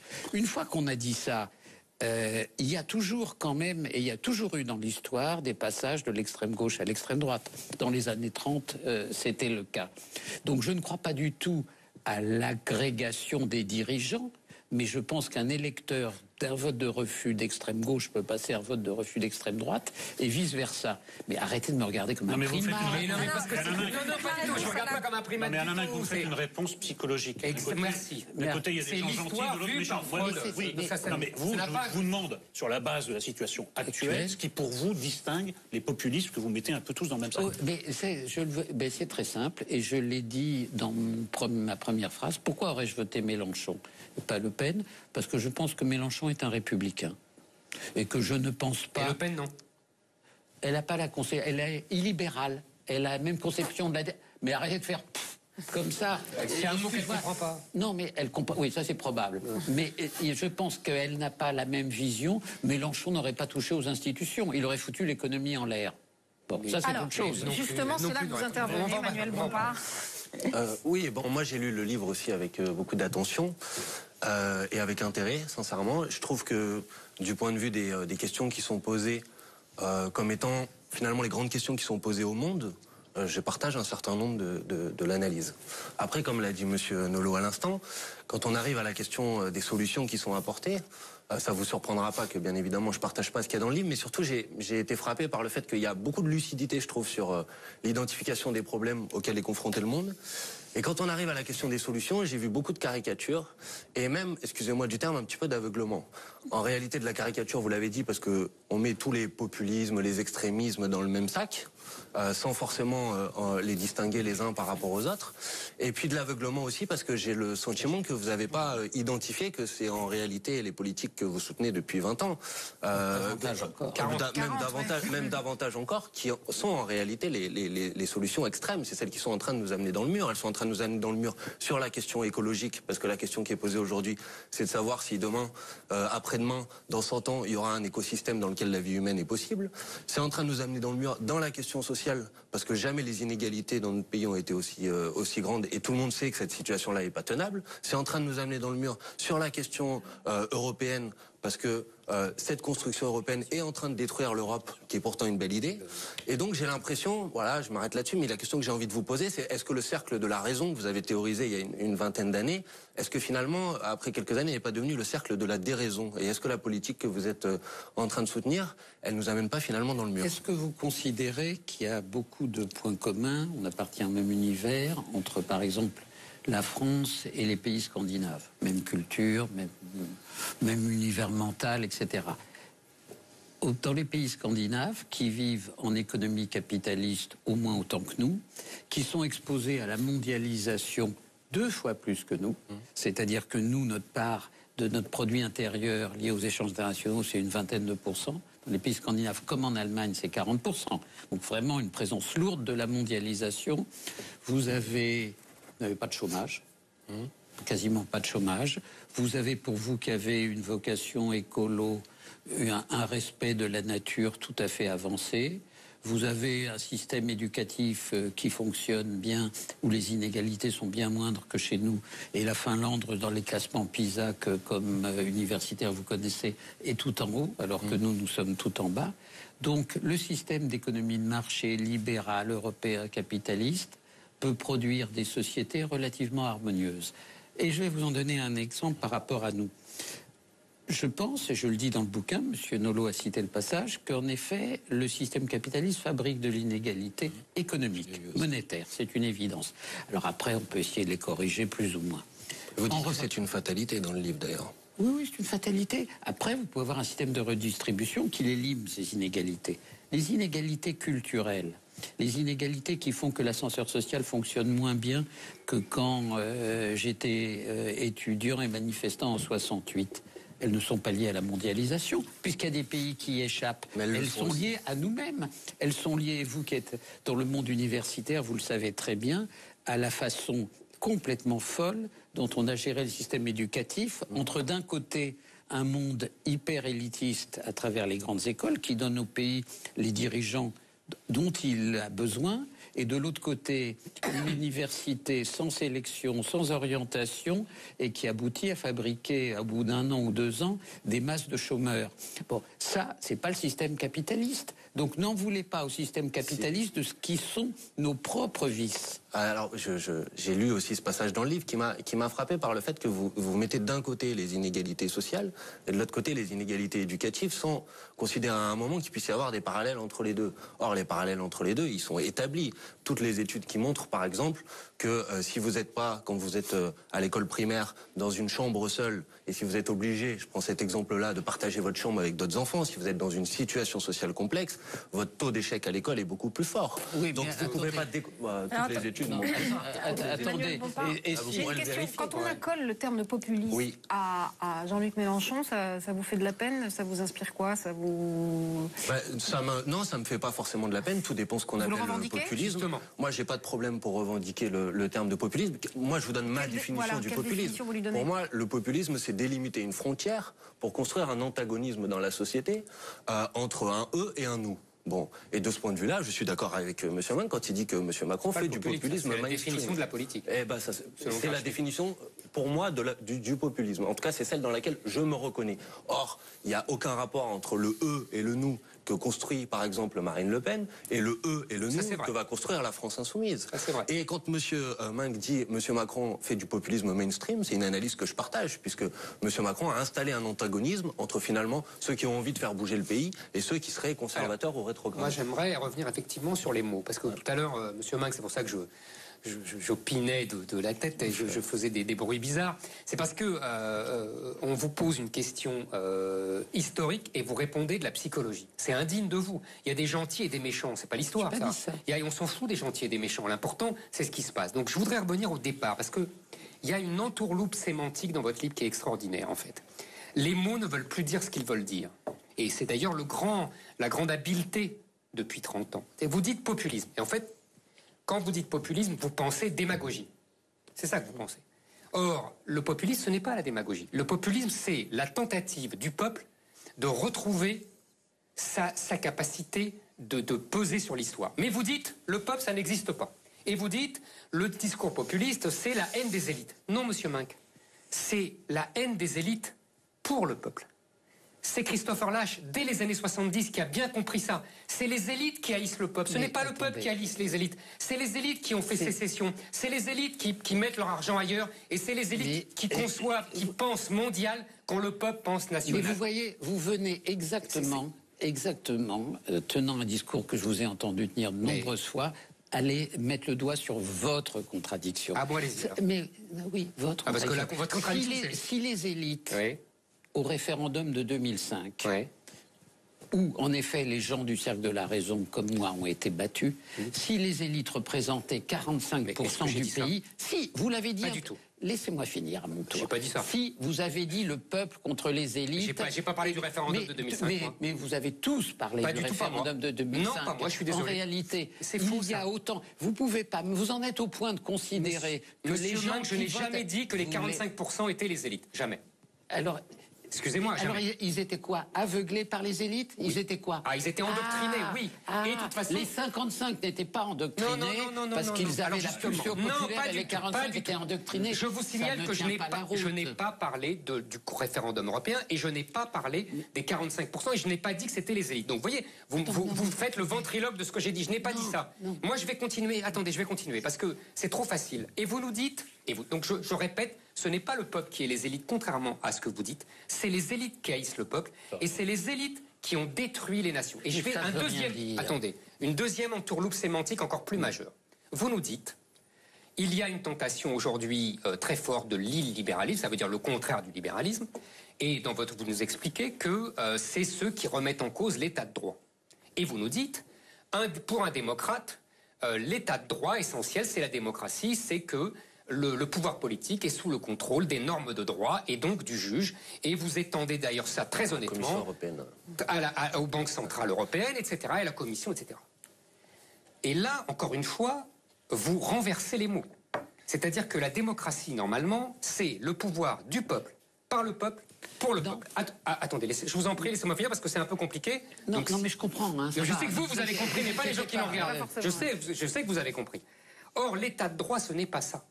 L'état de droit, c'est le contraire de la démocratie. C'est en vérité l'avènement d'une oligarchie judiciaire et financière qui gouverne le peuple et qui empêche le peuple de pouvoir vraiment s'exprimer à travers la politique et le suffrage universel. Et c'est ça que vous défendez. Vous défendez un système oligarchique et vous l'appelez démocratie. Bon, alors, on est en effet sur une distinction qui remonte à bien plus loin que nous. Vous êtes rousseauiste, un rousseauiste un peu tardif, absolument. Mais vous êtes rousseauiste. La volonté générale, absolument. Bon, et moi, je suis du côté Montesquieu. Oui. En effet. Et donc ça, c'est un clivage qui a existé profondément. Ce que je remarque simplement, c'est que quand il y a des pouvoirs et des contre-pouvoirs, la société est moins violente que quand il n'y a pas de pouvoir et de contre-pouvoir. Quand on a été confronté, en réalité, à des lames de fond qui ont atteint les libertés, c'est parce qu'on avait supprimé le côté Montesquieu. Monsieur Minck, est-ce que vous considérez que sous le général de Gaulle, et voire sous la Troisième République, on était en dictature? C'est une question. Non, mais attendez, pardon. Répondez à ma question. Est-ce que vous considérez qu'on était en dictature? Est-ce que vous considérez qu'on était en démocratie illibérale? Pardon, je reformulerai la question, je ne suis pas obligé de répondre dans vos termes. C'est normal, ça vous embête parce que vous êtes obligé de dire non. Pas du tout. C'était des démocraties illibérales selon vos critères. Les équilibres de pouvoir n'étaient pas ce qu'ils sont aujourd'hui, mais vous ne pouvez pas dire qu'il n'y avait pas de contre-pouvoir sur le général de Gaulle. Pas comme aujourd'hui. D'ailleurs, il est tombé à cause d'une assemblée non élue au suffrage universel. Non. Mais bien sûr que c'est le référendum qui l'a renversé. On peut revenir à l'époque actuelle. Non, mais parce que ça l'embête. Parce que ça l'embête. Qui l'a renversé, monsieur Poher. Non, venu débattre de la situation. C'est fondamental parce que ça l'embête. Non, mais je voulais m'appuyer sur quelque chose que vous aviez dit parce que je trouve intéressant, mais quelque chose qui m'a. Vous venez de faire je peux vous en prendre un. Non, mais moi, j'ai pas de problème de dire que sur certains points, je peux être d'accord avec M. Villemain et sur d'autres, je ne suis pas d'accord avec lui. Mais non, parce que monsieur de droite. Mais oui, mais il y a des points communs, heureusement. Le point commun, c'est le peuple. On n'a pas la même définition. Par exemple, il y a quelque chose dans votre livre qui me pose vraiment problème. Mais ça dépend des sujets. Non, c'est pas vrai, ça dépend des sujets. Je pense que la question n'est pas vraiment de se positionner entre vous et lui. Une des choses qui m'embête un petit peu, c'est que vous dites qu'il y a une nécessité de contre-pouvoir. Bien sûr qu'il y a une nécessité de contre-pouvoir et personne ici a proposé. Et d'ailleurs, quand vous semblez dire que la France insoumise est contre l'état de droit, parce que vous le mettez dans le même sac que les autres mouvements que vous considérez comme étant du même type, mais c'est pas grave, c'est pas vraiment le sujet.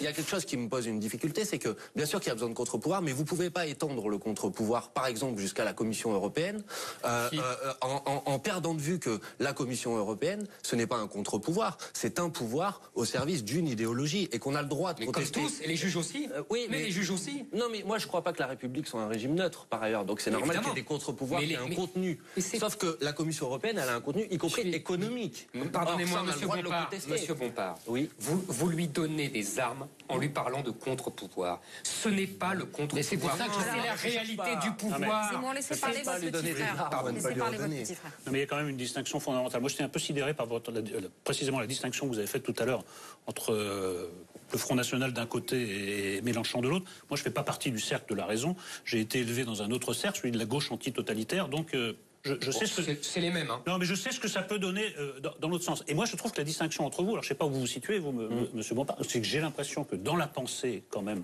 mélenchoniste, dans la pensée de la France insoumise, il y a en effet l'idée qu'il va falloir se passer des contre-pouvoirs dans un premier temps, qu'il va y avoir une phase au moins transitoire, révolutionnaire. D'ailleurs, votre parti, vis-à-vis de certaines dictatures, a une attitude très très ambiguë, de soutien, ou en tout cas voilà, de neutralité très bienveillante. Pas seulement le Venezuela, je pense. Voilà. Je ne vais pas aller trop loin, mais prenons le Venezuela comme exemple symbolique. Et j'ai l'impression que vraiment, en effet, vous êtes beaucoup plus du côté de Zemmour que de Maïg, parce que vous, je parle de ça, vous collectif, vous pensez qu'il va falloir en passer par l'abolition partielle de l'état de droit pour imposer ce que vous voulez comme société. C'est la seule solution. Non, mais ne dites pas non, c'est la seule solution. Oui, mais sinon on n'y arrivera pas. Et je vais essayer de vous rassurer. Un des grands axes de notre programme, chaque année un pas plus à l'élection présidentielle, c'est la Constituante. La Constituante, c'est quoi? C'est au contraire revivifier la démocratie, en considérant que notre démocratie aujourd'hui est malade, qu'il y a un certain nombre, une grande partie de la population, c'est d'ailleurs analysé dans votre livre, qui aujourd'hui se déconnecte et sort complètement du système politique, ne participe plus aux élections. Et nous, on considère au contraire que pour pouvoir avancer, il faut mettre le peuple en mouvement. Et mettre le peuple en mouvement, c'est en réinventant les institutions. Mais je trouve... Donc je ne crois pas qu'il faille à un moment où l'État de droit n'existe.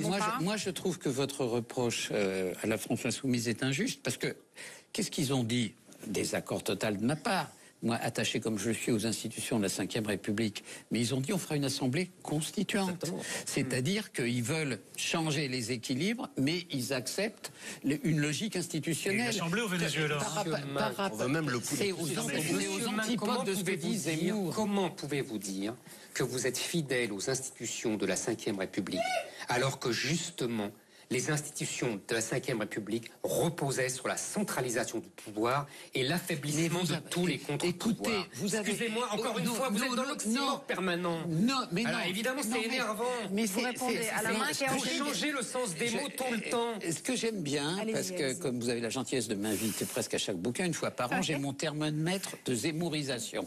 Et ce qui me fait plaisir dans votre nervosité actuelle, c'est qu'il y a 2 ans, il y a 2 ans, vous aviez le vent dans les voiles. Vous confondez pas la vivacité avec la nervosité. Non, il y a 2 ans, vous aviez le vent dans les voiles, et là, on voit que vous avez le vent un peu contraire. Et ça, c'est la bonne Encore une fois, vous faites de la psychologie, c'est décevant. Non, mais je réfute votre argument. De me repousser dans le marxisme. Au lieu de régler vos comptes avec Zemmour, écoutez-moi.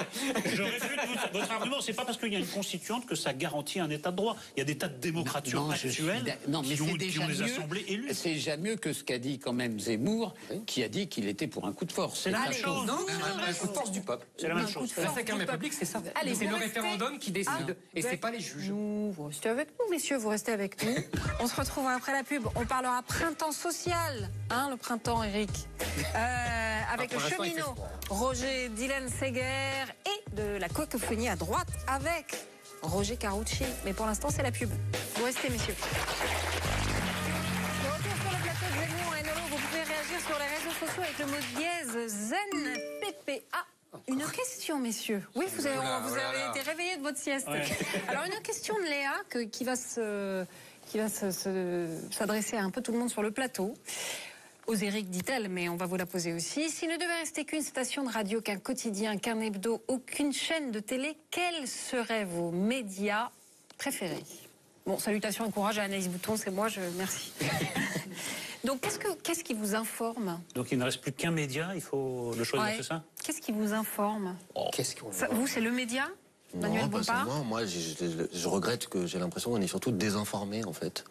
Donc, c'est difficile de répondre à votre question. Vous rejoignez donc ce qu'a dit Jean-Luc Mélenchon dans sa tribune il y a 2 jours, une tribune assez violente, où il parle d'une haine juste, je crois, à l'égard des médias. Vous êtes d'accord avec ça? Non, mais moi, je pense qu'il y a besoin de médias, parce que les 2 piliers de la République, finalement, l'éducation et les médias, ce qui vous permet de comprendre le monde et ce qui vous permet de comprendre les événements qui se déroulent. Mais je trouve qu'aujourd'hui, les médias ne jouent pas leur rôle, clairement. Et au contraire, ils sont au service d'une idéologie. On est en train de le voir, par exemple, puisque c'est le sujet sur la question de la grève des cheminots. Vous voyez le traitement médiatique de tout ça, et fait au service d'une idéologie. Moi, je trouve qu'il a raison, moi. Moi, par exemple, je garde Le Monde par fidélité. Non, je garde Le Monde, voilà ma réponse. Je garde Le Monde par fidélité. Écoutez, je lis ça tous les jours. J'ai pas l'impression que Le Monde soit un organe à charge ou même à décharge contre vous, contre Zemmour a l'impression. Il a une idéologie, mais c'est... non, mais l'idéologie, bien sûr. C'est une idéologie manichéenne. Le problème, c'est que les autres idéologies ne soient pas forcément présentes parmi les médias. Je l'ai réveillé de sa sieste aussi. Réveillez-moi. Bon, oui, je serais comme Nolo, je garderais Le Monde par la force des choses. Et la presse étrangère. Parce que divers, c'est de bonne qualité. Alors là, il nous fait son Raymond Barre à la sortie. Non, mais c'est vrai. Je garde la presse étrangère, parce que c'est beaucoup mieux. C'est pas beaucoup mieux. C'est le Figaro. Mais attendez, je voudrais répondre sur le fond par rapport à la tribune de Jean-Luc Mélenchon. Je la trouve extrêmement injuste, parce que Jean-Luc Mélenchon a bénéficié autant que quiconque, et à certains moments plus que quiconque, du cirque médiatique. Le cirque médiatique, il suit l'opinion publique. Et la semaine où les Français ont donné à travers les sondages l'impression que Mélenchon pouvait être au deuxième tour, il n'y avait pas d'idéologie qu'il mettait à bas. C'est pas vrai. Et je pense quand vous... Le Figaro, c'est normal. Au moins, le Figaro, c'est normal. Quand vous regardez l'attitude à l'égard de la potentielle grève des cheminots, du débat actuel, et si vous regardiez les journaux au moment de la grève de 95, ils n'étaient pas du tout sur la même ligne qu'ils sont aujourd'hui. Pourquoi? Parce qu'ils anticipent que l'opinion n'est pas sur la même ligne. Non, moi qui viens n'est pas celle de Non, c'est faux. Encore une fois, entourloupe sémantique d'Alain Minc. En 95, tous les médias, et d'ailleurs toute l'Assemblée nationale, est unanime en faveur du plan Juppé. Avant que la grève ne commence. Merci. Avant que la grève ne commence. Éric, vous avez bien travaillé, c'est bien. Vous saviez qu'il allait arriver. C'est maintenant l'heure de la polémique.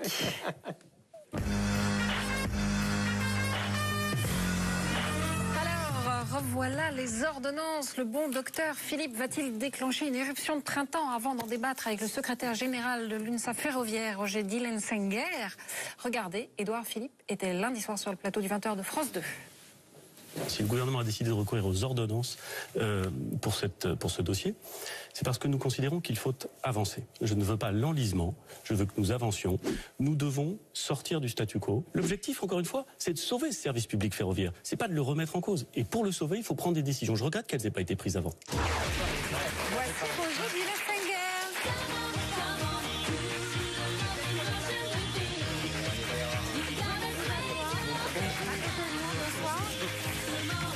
Vous êtes cheminot depuis 1982. Exactement. Secrétaire général de l'UNSA Ferroviaire. Depuis 2016. Voilà. Et alors, qu'est-ce qui s'est passé hier soir? Vous allez vous revoir avec l'intersyndicale. Est-ce qu'une grève d'ampleur est encore évitable? Bien, qu'est-ce qui s'est passé hier soir? C'est une bonne question.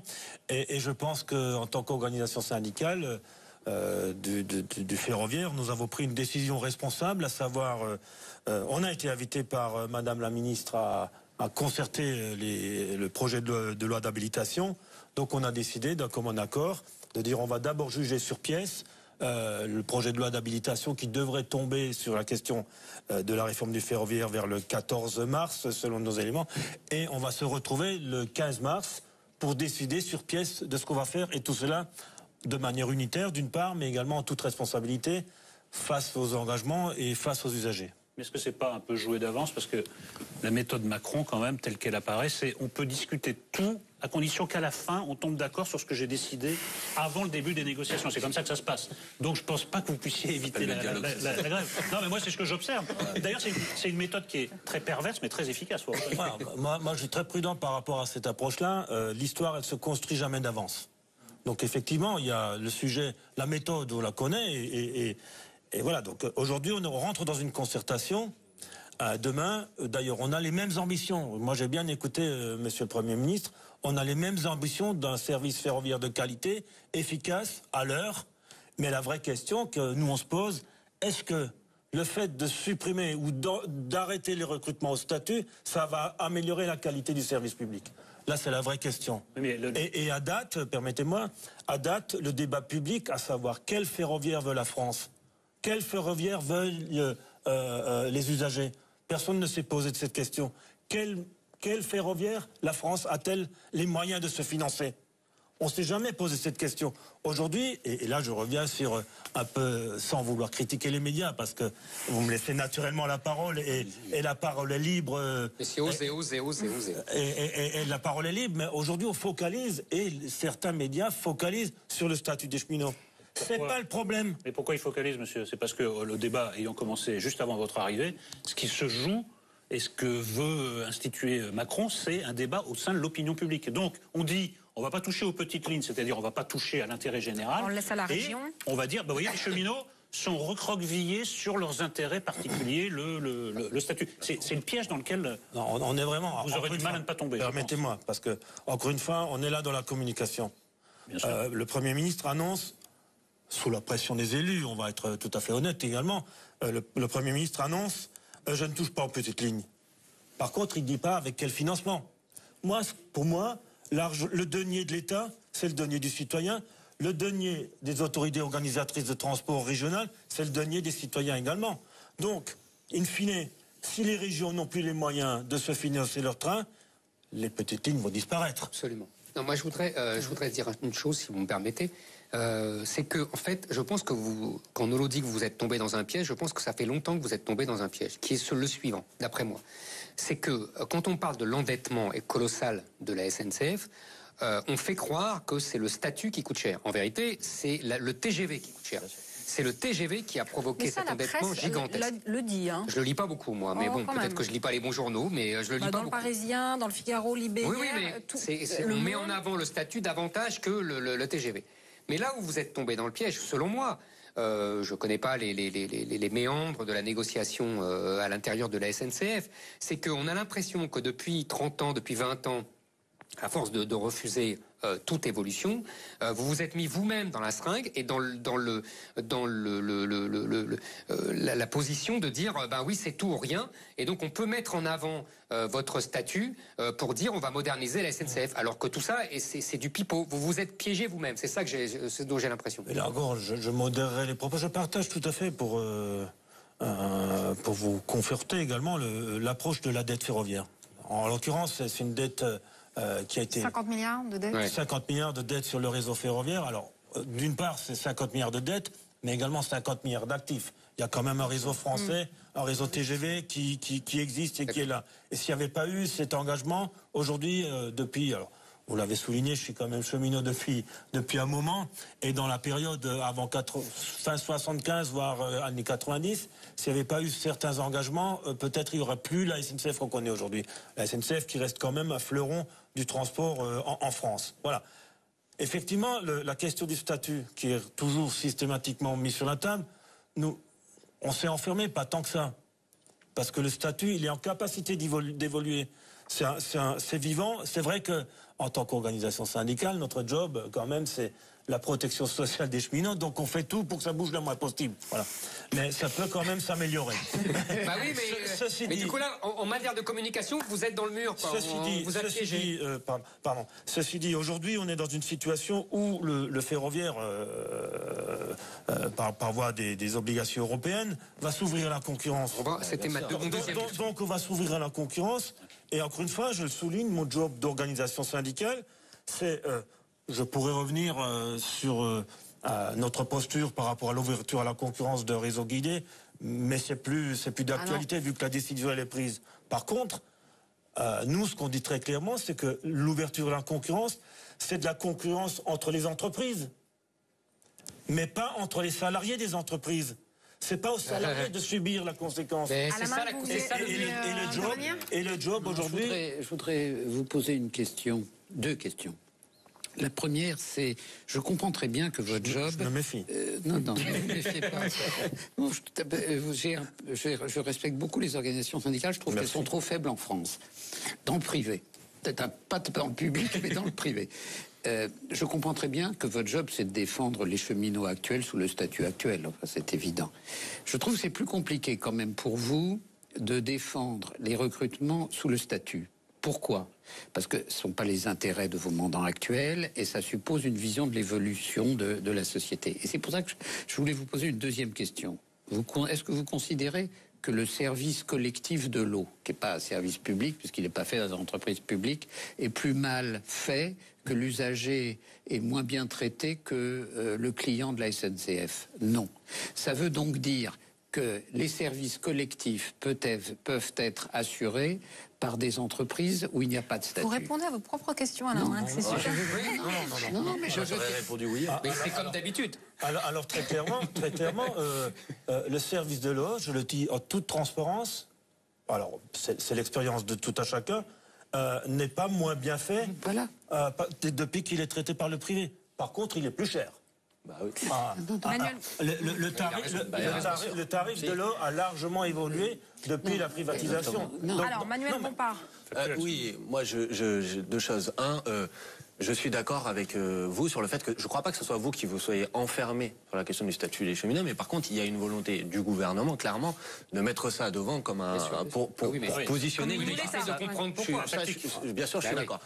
Il faut d'ailleurs rappeler que ce soi-disant statut des cheminots, c'est les cheminots qui le payent eux-mêmes. C'est pas le reste de la population, parce qu'on a l'air de dire que c'est le reste de la population qui le paye. Le système de retraite, oui. Non, mais le statut social des cheminots est payé par une augmentation de cotisation pour les cheminots. Oui, mais pour les Français aussi, qu'on abonde, parce que le système est on est d'accord là-dessus. Non, mais là, je parle du statut. Premier point. Deuxième point, clairement, derrière cet écran de fumée, il y a une volonté qui est une volonté claire de privatisation pour, effectivement, exaucer les directives européennes. Vous pensez qu'il faut faire la grève? Alors, moi, je pense que c'est imprivatisable. Moi, j'ai pas... Parce que là, il y a 3 questions en même temps, c'est compliqué. Est-ce que vous pensez qu'il faut déclencher le mouvement tout de suite, la France Insoumise? J'ai pas donné de consignes aux organisations syndicales. En tout cas, à partir du moment... Ils sont devenus prudents. À partir du moment... Je sais que par exemple, il y a des dates qui sont prévues. Autant je donnerai pas de consignes. Par contre, je peux leur dire qu'on les soutiendra et on sera à leur côté, bien sûr. Non, moi je voudrais dire une chose, parce que on a encore, et ça va faire hurler à la main qui va trouver que je deviens quasiment fasciste. On a encore là... La prochaine fois, ça sera quand je reviendrai dans 2 ans. On a encore là l'exemple même de la religion, du dogme idéologique de la Commission de Bruxelles de la concurrence, qui l'impose partout, qui l'a imposé par exemple à EDF dans l'électricité, qui l'a imposé dans l'eau, qui l'a imposé à la SNCF, dans des secteurs où il n'est pas évident que la concurrence soit préférable au monopole. On n'en sait rien. Simplement, ils ont une religion. Leur religion, c'est la concurrence. Il faut mettre de la concurrence partout. Bon, c'est quelque chose, si je peux me permettre, parce que par exemple, en Grande-Bretagne, la libéralisation du rail, on en a vu les conséquences. Exactement. Aujourd'hui, ils sont en train d'essayer de revenir à la base. Ils sont en train de revenir en arrière. Vous aviez raison au moment où elle s'est faite. Aujourd'hui, le service du rail au Royaume-Uni est considéré comme totalement satisfaisant. C'est pour ça qu'ils sont en train de revenir en arrière. En Aouette. Votre ami Jérémy Corbyn n'est pas encore au pouvoir. Quoi qu'il souhaite qu'il y soit. Vous le souhaitez. Si vous permettez, par rapport au chemin de fer britannique, parce qu'effectivement, dans le cadre de cette ouverture à la concurrence, on a naturellement pris le soin de faire un petit benchmark européen pour voir comment ça marche mieux ou moins bien ailleurs. Le seul point qu'on peut retenir sur le service britannique, c'est qu'il coûte 6 fois plus cher qu'en France. Voilà, donc il faut savoir ce qu'on veut. Les prix des billets sont 6 fois plus élevés. Non, mais le payeur. Bien sûr que oui, mais même le TGV, monsieur. Attendez, en France, il est très cher. Mais le payeur est le même parce que les entreprises ne sont pas subventionnées. Vous ne pouvez pas considérer que le service public n'est pas cher au moment où les contribuables le financent via les transferts publics. Mais le payeur n'est pas le même, parce que d'un côté c'est que le passager, que l'usager, et de l'autre côté c'est l'ensemble de la collectivité. Alors vous préférez, bien sûr, c'est la solidarité. Bien sûr. Ah oui, qui traite donc de la même façon à ce moment-là les riches et les pauvres. Non, mais ils ne sont pas traités de la même façon, monsieur. Il y a l'impôt et l'impôt est pour une fois, je suis d'accord avec Mike. Parce que c'est les... Ah non, mais là, il a raison sur un point. Vous avez assisté à une chose inouïe. Il a raison sur un point. Le TGV est pris par les gens les plus aisés. Le TGV est pris par les gens les plus aisés et c'est financé par toute la population, même les plus pauvres, qui n'ont pas les moyens de prendre le TGV. Donc là, il n'a pas tort. Le prix des billets, je pense. Alors, c'est nous qui prenons le TGV. Dernier point en un mot, c'est pas la Commission de Bruxelles qui a imposé au gouvernement français de procéder par ordonnance. Non, ça non. Mais c'est la Commission de Bruxelles qui impose la règle de la concurrence. Sur la méthode, en un mot. Non, mais attends, c'est qu'on n'a pas beaucoup de temps. C'est pas toi le syndicaliste. En un mot sur les ordonnances. Un peu, mais sur les ordonnances, pardon. Sur les ordonnances, c'est une question de méthode. Et là également, je veux dire, c'est un peu un déni de démocratie, d'aller dans l'accélération. Là, on se retrouve un peu dans un contrainte de calendrier par rapport aux transcriptions des directives européennes. Sur les ordonnances, nous, on va travailler, nous également, on sait se mettre en bataille pour travailler en urgence. Et là, en l'occurrence, on a 3 mois pour régler cette affaire-là. Je pense que là, on est sur une trêve en attente du projet de loi d'habilitation qui va tomber mi-mars. Et laissez-nous le temps de nous positionner à mi-mars. Peut-être il y aura encore des surprises. Je trouve qu'à propos des ordonnances, il faut dire les choses telles que le Premier ministre les a dites. Il a dit tous les points d'accord seront dans le projet qui sera à la fois un projet de loi et un projet d'ordonnance. Ouais. C'est quand même un peu plus subtil. On est dans le principe des vases communicants et on avancera en même temps. C'est également un nouveau processus, un nouveau procédé. On retiendra votre participation au débat et l'adhésion de Zemmour à Minck, qui je ne pensais pas vivante, voire brève et ponctuelle. Touchante en tout cas. Merci, monsieur Dillé-Seger. Merci, Manuel Bompard. Alain Minck, vous restez avec nous puisque vous êtes notre grand témoin cette semaine. C'est l'heure pour nous de nous intéresser à la droite française qui se déchire.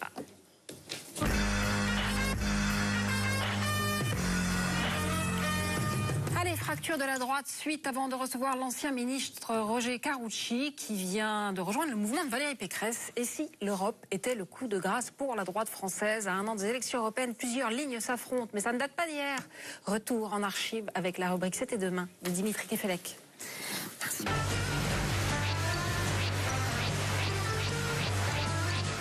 Nous ne pensons pas que l'Europe est une sorte de poudre de perlimpinpin venant au secours des gouvernements à court d'idées. J'ai toujours été un Européen convaincu depuis l'origine.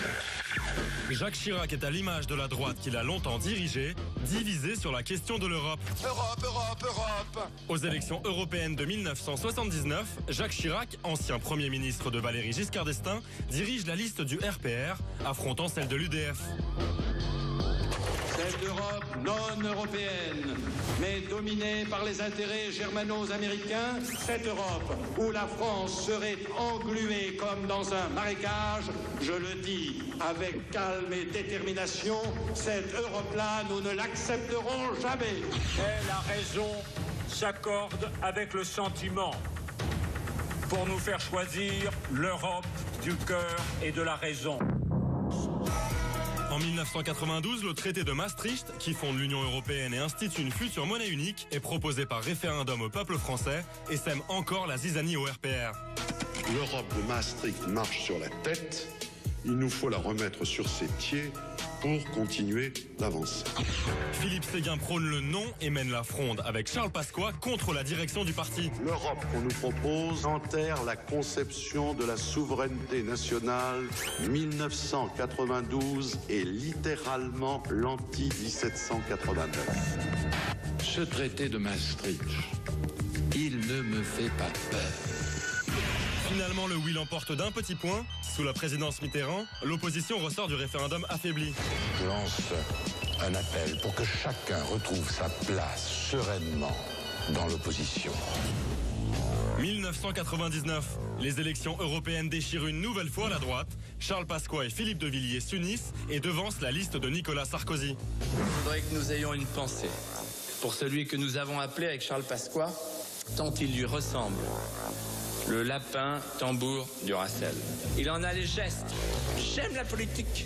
J'aime la politique. Mais on s'en fout que tu aimes la politique. Nous, on aime la France. Aujourd'hui, Laurent Wauquiez doit trancher entre deux lignes diamétralement opposées, celle de ses vice-présidents. Alors question, l'Europe sera-t-elle la prochaine fracture de la droite? Et voici Roger Carucci. Bonsoir, monsieur.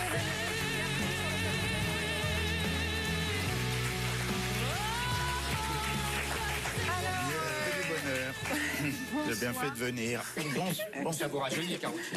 Je vous en prie. Je vais être insolent dès que j'arrive. Parce que vous êtes plus jeune que moi. C'est vrai en plus. Pas de beaucoup. Bon, alors, ça nous rajeunit tous. Alors. Vous êtes ancien ministre, sénateur des Hauts-de-Seine. Vous venez de rejoindre le mouvement de Valérie Pécresse, Libre.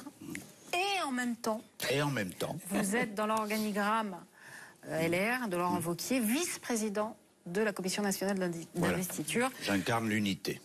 Voilà, alors vous êtes surtout d'une grande souplesse. Il y a d'autres mots qui me viennent à l'esprit, mais bon. Vous employez.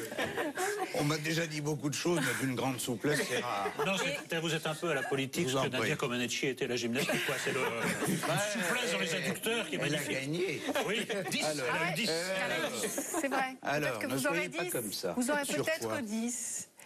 À l'effroyable QCM de Zemmour. Car non, non, c'est non, l'heure. non, non, non. Si. Moi, je réponds plus à rien. Alors, sur la question de l'Europe, et c'est pour vous aussi, et pour vous aussi. Merci beaucoup. Sur la question de l'Europe, Laurent Wauquiez a plutôt intérêt à suivre le projet d'Europe libérale de Virginie Calmels, le projet d'Europe souverainiste de Guillaume Pelletier ou votre projet à vous. Et dans ce cas, vous nous expliquez. J'ai pas encore un projet à moi tout seul. Ça viendra peut-être, mais j'en suis pas à ce point. Non, je pense que, d'ailleurs, contrairement à ce que j'ai vu dans votre reportage, vous dites par exemple, on est sorti affaibli du référendum sur Maastricht en 92. Moi, j'ai fait la campagne avec Philippe Séguin contre Maastricht, puisque j'étais pour une monnaie commune, pas pour une monnaie unique. Mais enfin, je rappelle simplement que 6 mois plus tard, on a gagné largement les législatives de 93. Donc l'affaiblissement n'a pas de sens. De la même manière, j'entends bien Philippe de Villiers, qui aujourd'hui n'a pas un impact fou sur la vie publique, dire en 1999, lapin du Racel, machin. Enfin bon, peut-être, mais Nicolas Sarkozy, 8 ans plus tard, il est président de la République. Oui, mais en 99, il a pris une raclée. Et alors? Oui, non, mais d'accord. C'est pas parce que... C'est vrai qu'il a été président. Non, moi, je me souviens aussi. Et alors, la situation a beaucoup changé. Je me souviens de 1999. À l'époque, j'étais le conseiller politique de Philippe Séguin. Philippe Séguin quitte la présidence du RPR et quitte la tête de liste. Absolument. Nicolas Sarkozy accepte vraiment au tout tout moment de se retrouver tête de liste. Voilà. Alors, revenons en 2018. Non, la vérité, c'est que, naturellement, il faut qu'on trouve une solution qui ne plaira pas à tout le monde, hein, mais une solution médiane. Moi, je suis ni europhobe, ni un europhile fou. Je pense qu'il faut une attitude europragmatique, euroréaliste, appelez ça comme vous voulez, et qu'on trouve une solution moyenne. Par exemple, quand la Commission européenne dit il faut encore étendre l'Europe aux Balkans, moi je considère que franchement, c'est pas le moment, non pas parce que j'ai quelque chose contre les Balkans, j'aime beaucoup la Serbie, très bien, mais c'est une évidence que l'élargissement n'a pas été concomitant de l'approfondissement et qu'on paye le fait d'avoir une Europe qui finalement s'est étendue trop vite et n'a pas modifié sa capacité de gestion. Un élément par exemple, quand on a fait Maastricht, qu'est-ce que disait Philippe Séguin? Philippe Séguin n'était pas du tout pour sortir de l'Europe, ni europhobe, ni tout ce qu'on veut. Il disait seulement monnaie commune bien avant la monnaie unique et gouvernement financier. Or ça, on n'y est jamais arrivé. Donc, à un moment, c'était le but du jeu, hein, Carucci. C'était le but du jeu. Mais l'objectif aujourd'hui, c'est de trouver, de réaliser à l'intérieur des Républicains un programme qui, à la fois, soit réaliste sur ce qu'est l'Europe. L'Europe, elle a des qualités. Il ne faut pas non plus jeter le bébé avec l'eau du bain. Et l'Europe, elle a des défauts que tout le monde connaît. Trop d'administration, etc. Si, c'est le débat. Mais non, c'est pas le débat. Mais si, c'est le débat. Je comprends très bien ce que dit Roger Carucci dans la position qui est la sienne. Ah oui, mais quand je regarde 2 mois de présidence Wauquiez, je me dis qu'il ne pourra pas trouver cette position d'équilibre. C'est-à-dire que la dérive quand même impressionnante de Laurent Wauquiez, les positions qu'il prend, sur l'Europe, la position qu'il a prise sur l'Europe, me souviens moi du bouquin qu'il avait écrit, est à milieu de ce que dit Roger Carucci. Donc où Wauquiez décide de se recentrer, on n'a pas l'impression que ça en prend le chemin, ou vous n'y arriverez pas. Non, mais c'est pas il faut répondre à ça, parce que si vous voulez quand même qu'on parle des Républicains, parlons-en. Oui, oui. Voilà. Wauquiez a été ministre des Affaires européennes pendant le quinquennat de Nicolas Sarkozy. Et franchement, à l'époque, moi, j'ai pas de souvenir que les uns ou les autres les qualifiaient d'europhobes ou d'anti-européens. Bon. Qu'évidemment, on critique, et moi je suis le premier à le faire, qu'on critique les dérives de l'Europe sur un certain nombre de sujets. C'est normal. Si on veut participer à la gestion européenne, il faut aussi qu'on dise ce qui va pas et ce qui va. Bon. Maintenant, dire « Ah non, parce que Wauquiez a une ligne un peu dure, entre guillemets, sur un certain nombre d'aspects, tout de suite, on ne trouvera pas d'accord sur le niveau européen. Mais vous noyez le poisson, je suis désolé. Non, je noie rien. Non, mais vous essayez d'éviter le vrai débat. Si j'essayais de noyer le poisson, il navigue sans moi, il n'a pas besoin de personne. Non, mais attendez. Oui. Pourquoi est-ce que Wauquiez aurait dit à Virginie Calmels, mais je parle de son bouquin. Ah bah oui, ça c'est vrai. Ah bah oui, ça c'est vrai. Mais attendez. Mais le problème, c'est qu'il y a la position de Wauquiez, il y a la position de Virginie Calmels, il y a la position d'un certain nombre de dirigeants de LR qui n'est pas identique. Et si on dit qu'il faut bien trouver un projet de synthèse, ça veut dire que chacun... Mais là, vous faites des phrases pour échapper à Nolo, là. Oui, pourquoi j'échappe à Nolo? Parce que vous voulez pas... Enfin, si vous savez très bien la situation, vous faites le naïf, parce que Marc n'a pas tort, vous ne pouvez pas dire autre chose. Vous pouvez pas dire autre chose. Par rapport aux vieux souvenirs que vous évoquez, la situation a changé du tout au tout. D'abord, en effet, Wauquiez a beaucoup évolué, et ensuite, à l'époque, il n'y avait pas la tentation macronienne. Là, sur l'Europe, ça va être vraiment la différence de trop, le différent de trop. Il y a une partie non négligeable des Républicains qui est tentée par Macron. Et sur l'Europe, ils auront raison parce qu'ils se regrouperont avec des gens qui pensent la même chose que sur l'Europe. Côté Juppé est quand même beaucoup plus proche sur l'Europe de Macron que de Wauquiez. Pourquoi vous me dites ça? Parce que vous pourriez faire exactement l'inverse et me dire « Ah mais non, mais c'est pas possible. Ceux qui vont ne pas être d'accord avec l'Europe, qui seront plus nationalistes, plus souverainistes, ah là là, mais il y a Marine Le Pen, ah là là, mais il y a Nicolas Dupont-Aignan. » De toute façon, dans le débat européen, on sait bien... que se font les transferts. Hein. Eh ben, on sait Républicains vers Macron.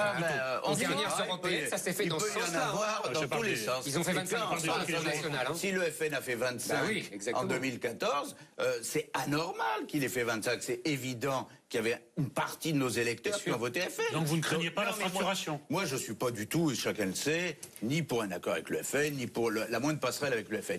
Mais c'est une évidence que nos électeurs, les électeurs de la droite classique, sur le thème européen, ne sont pas tous sur le même axe. Donc c'est une évidence qu'il faut qu'on trouve une proposition et un projet fort sur l'organisation de l'Europe, la gestion de l'Europe, mais qui ne soit ni ultranationaliste, si je puis dire, ni europhobe, voilà. Moi, je pense que... Mais on va s'y mettre, on le fait avec bonne volonté. Donc aidez-nous. Je pense que le débat tel que le pose Roger Carucci est désuet. Allons. Oui, c'est-à-dire que c'est un débat des années 90, on a bien connu, vous et moi, et Alain Minc aussi, la grande querelle de Maastricht de 92, etc. Oui, on est d'accord, c'est fini. Mais sauf que vous continuez. Non. Moi, je pense que le débat d'aujourd'hui, et pour une fois, la France est en retard, mais c'est à cause parce que nous, on a Marine Le Pen, donc c'est un problème.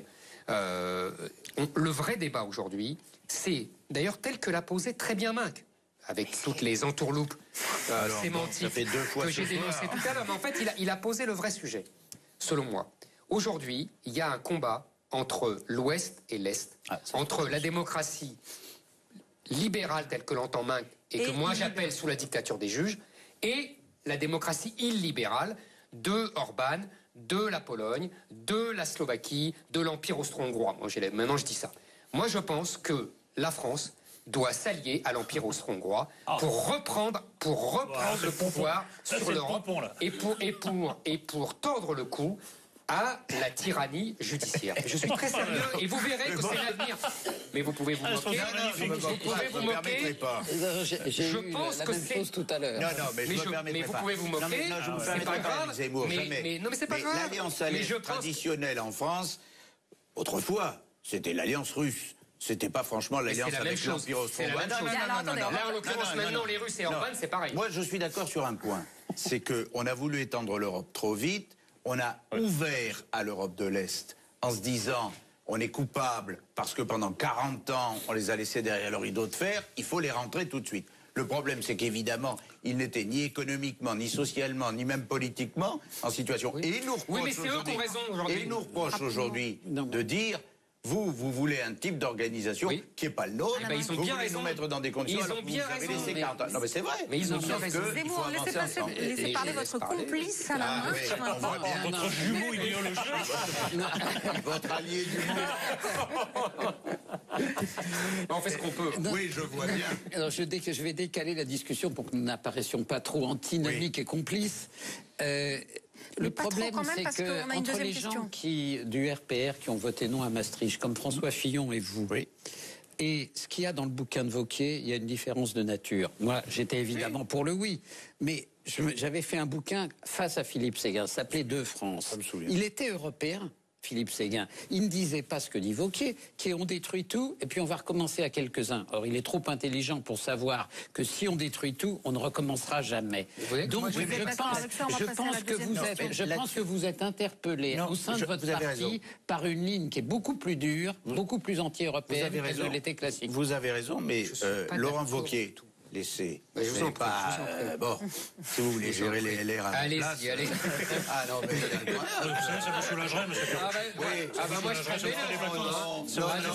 le ménage. À propos de ménage, ça va nous amener sur la deuxième question. Alors, j'ai pas fini. Alors, vous finissez. Juste pour deuxième dire, question. Laurent Wauquiez lui-même a dit, il y a quelques semaines, il n'y a pas longtemps, a évoqué le niveau européen, le sujet européen, et lui-même a dit que par rapport à ce qu'il avait écrit, il considérait qu'effectivement il fallait évoluer, avancer et qu'on trouverait une solution moyenne. Donc je ne dis pas que c'est simple, parce que de toute façon le RPR, puis l'UMP, puis les Républicains ont toujours été traversés au niveau européen par des positions différentes. Donc forcément, tout le monde n'arrive pas au point de départ sur la même ligne. Il faut donc qu'on trouve ensemble une solution. Ça, c'était une belle conclusion. On va passer à la deuxième question. Très bénisseur. Si vous étiez, justement, si vous étiez... Alain Juppé. Allons. Vous quitteriez les Républicains. Vous demanderiez à Virginie Calmels, en charge des finances à la mairie de Bordeaux, de faire des économies à Bordeaux. Ou vous chercheriez à vous rabibocher avec Laurent Wauquiez. Alors moi, je vais vous inverser. Je prendrai la solution 3, mais inversée. Moi, je serais plutôt du style à dire à Laurent, c'est toi le patron du parti.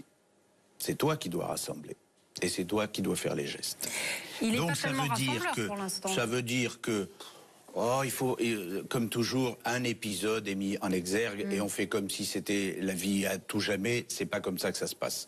Moi, j'ai pas toujours été, c'est le moins qu'on puisse dire, d'accord avec Valérie Pécresse. Et pourtant, aujourd'hui, c'est pour ça qu'on vous a appelé comme Alexis. Je vous remercie. Et aujourd'hui, je travaille avec elle, mais je travaille aussi avec Laurent. J'ai parrainé la candidature de Laurent Wauquiez, mais je considère qu'à l'intérieur des Républicains, il faut qu'on reste tous chez les Républicains, mais qu'on se parle. C'est moi qui dis. Et qu'on se parle tous. Ça sert à quoi de rester ensemble? C'est l'esprit de la confusion. Oui, mais il y aurait des électeurs. Mais plus de partis. Vous avez plus d'électeurs, vous avez les retraités de liste qui votent pour le LR. Attendez, j'ai pas fini de répondre. C'est possible ce rabibochage? J'ai pas fini de répondre. Ce que je veux dire, c'est que je pense que Laurent, qui en a la capacité, qui est un type extrêmement intelligent, peut très bien se dire, si je veux, franchement, rester le patron, arriver à faire les élections européennes dans de bonnes conditions, puis les municipales, puis le reste, il faut rassembler. Donc, quelques coups de fil pourraient être de son côté, et puis voilà, tout le monde doit faire un effort. Qui a dit, mais le fondamental est que petit à petit, la scène politique à droite retourne à sa configuration ancienne RPR-UDF. D'un côté, la droite de toujours, les bourgeois flanqués des petits bourgeois qui s'y croient. De l'autre, le marais avec Macron. Mais encore faut-il qu'il en reste le roi, la spécialité du centre et l'émiettement et la guerre des chefs. Ça, c'est une évidence, mais... Ça, c'est Mélenchon. Moi, je demande à M. Carrucci de sortir la langue de bois, d'être un peu courageux. Vous savez bien que c'est pas possible, ce rabibochage. Ils en sont à se traiter de pauvres cons. Qu'est-ce qu'il peut faire, Wauquiez? Organiser un autre off avec d'autres étudiants en disant des choses... Je voudrais compléter Nolo. Non, je veux juste dire à Nolo. Franchement, j'ai vécu pour l'avoir fait cette campagne. Il va répondre, il va dire qu'il y en a eu d'autres bien pires. Non, mais attendez. Moi, j'ai des souvenirs de rendez-vous, Séguin-Chirac. Je sortais du bureau en me disant, jamais, ces deux ne font jamais rien ensemble, c'est de la haine, c'est pas possible. Juppé détestait Séguin en voulait. C'était des rendez-vous, mais vous sortiez de là, vous disiez, on n'a plus rien à faire dans le même parti, il vaut mieux qu'on s'en aille.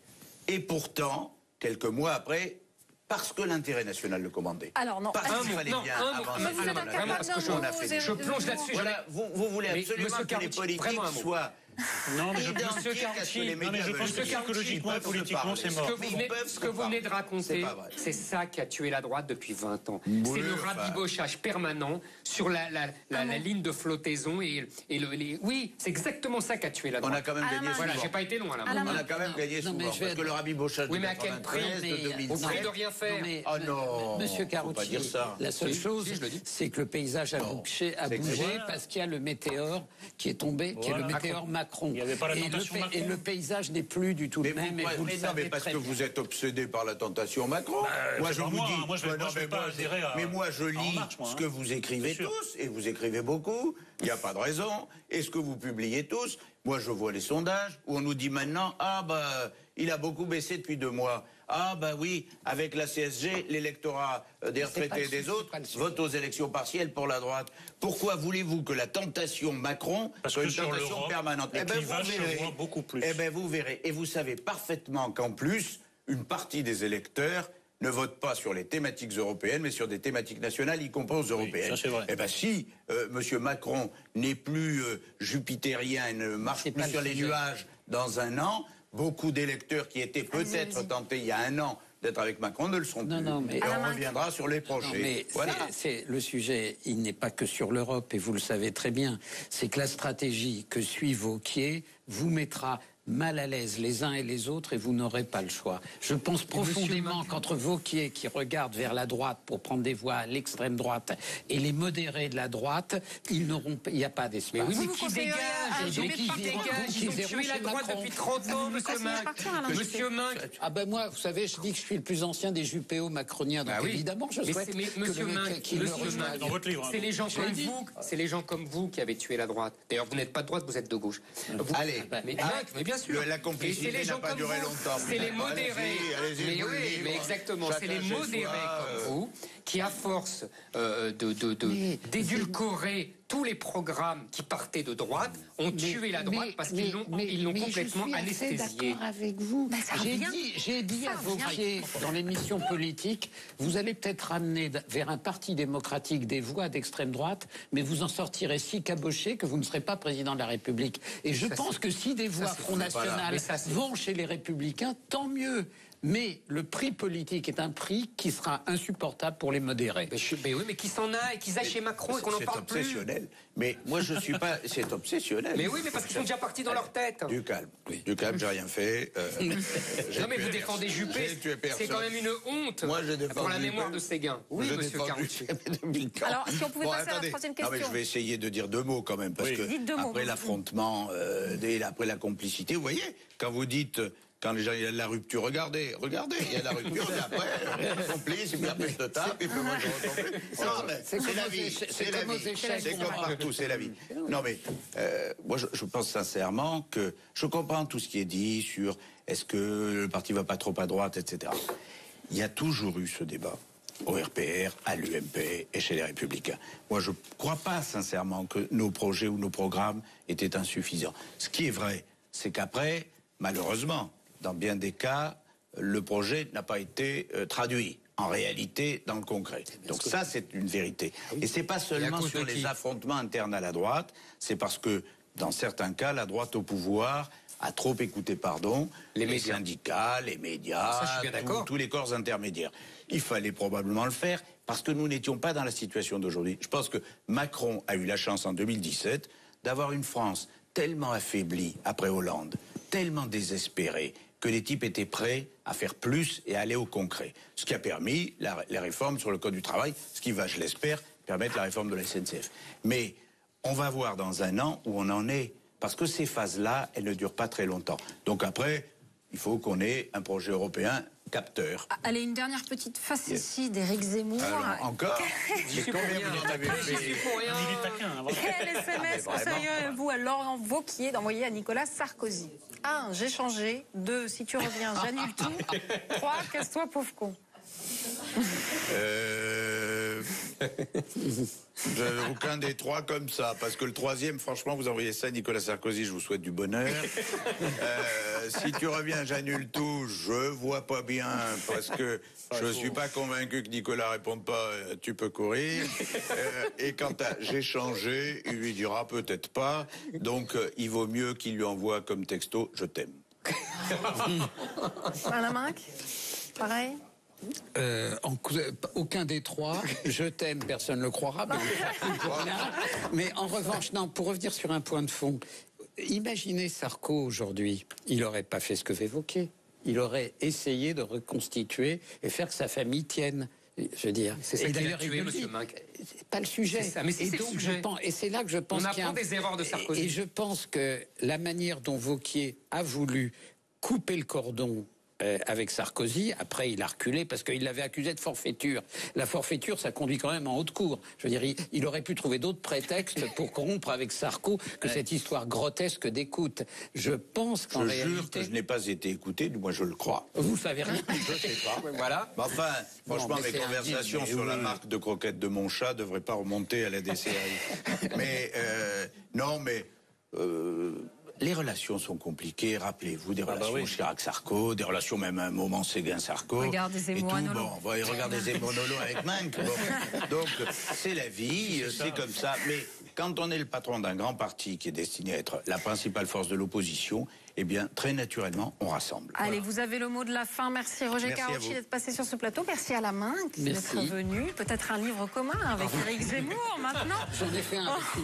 On se quitte en méditant la phrase de la semaine. Le dialogue, relation des personnes, a été remplacé par la propagande ou la polémique, qui sont deux sortes de monologues. Elle est signée Albert Camus dans L'Homme révolté. On se retrouve la semaine prochaine avec Alba Ventura et d'ici là, restez zen sur Paris Première.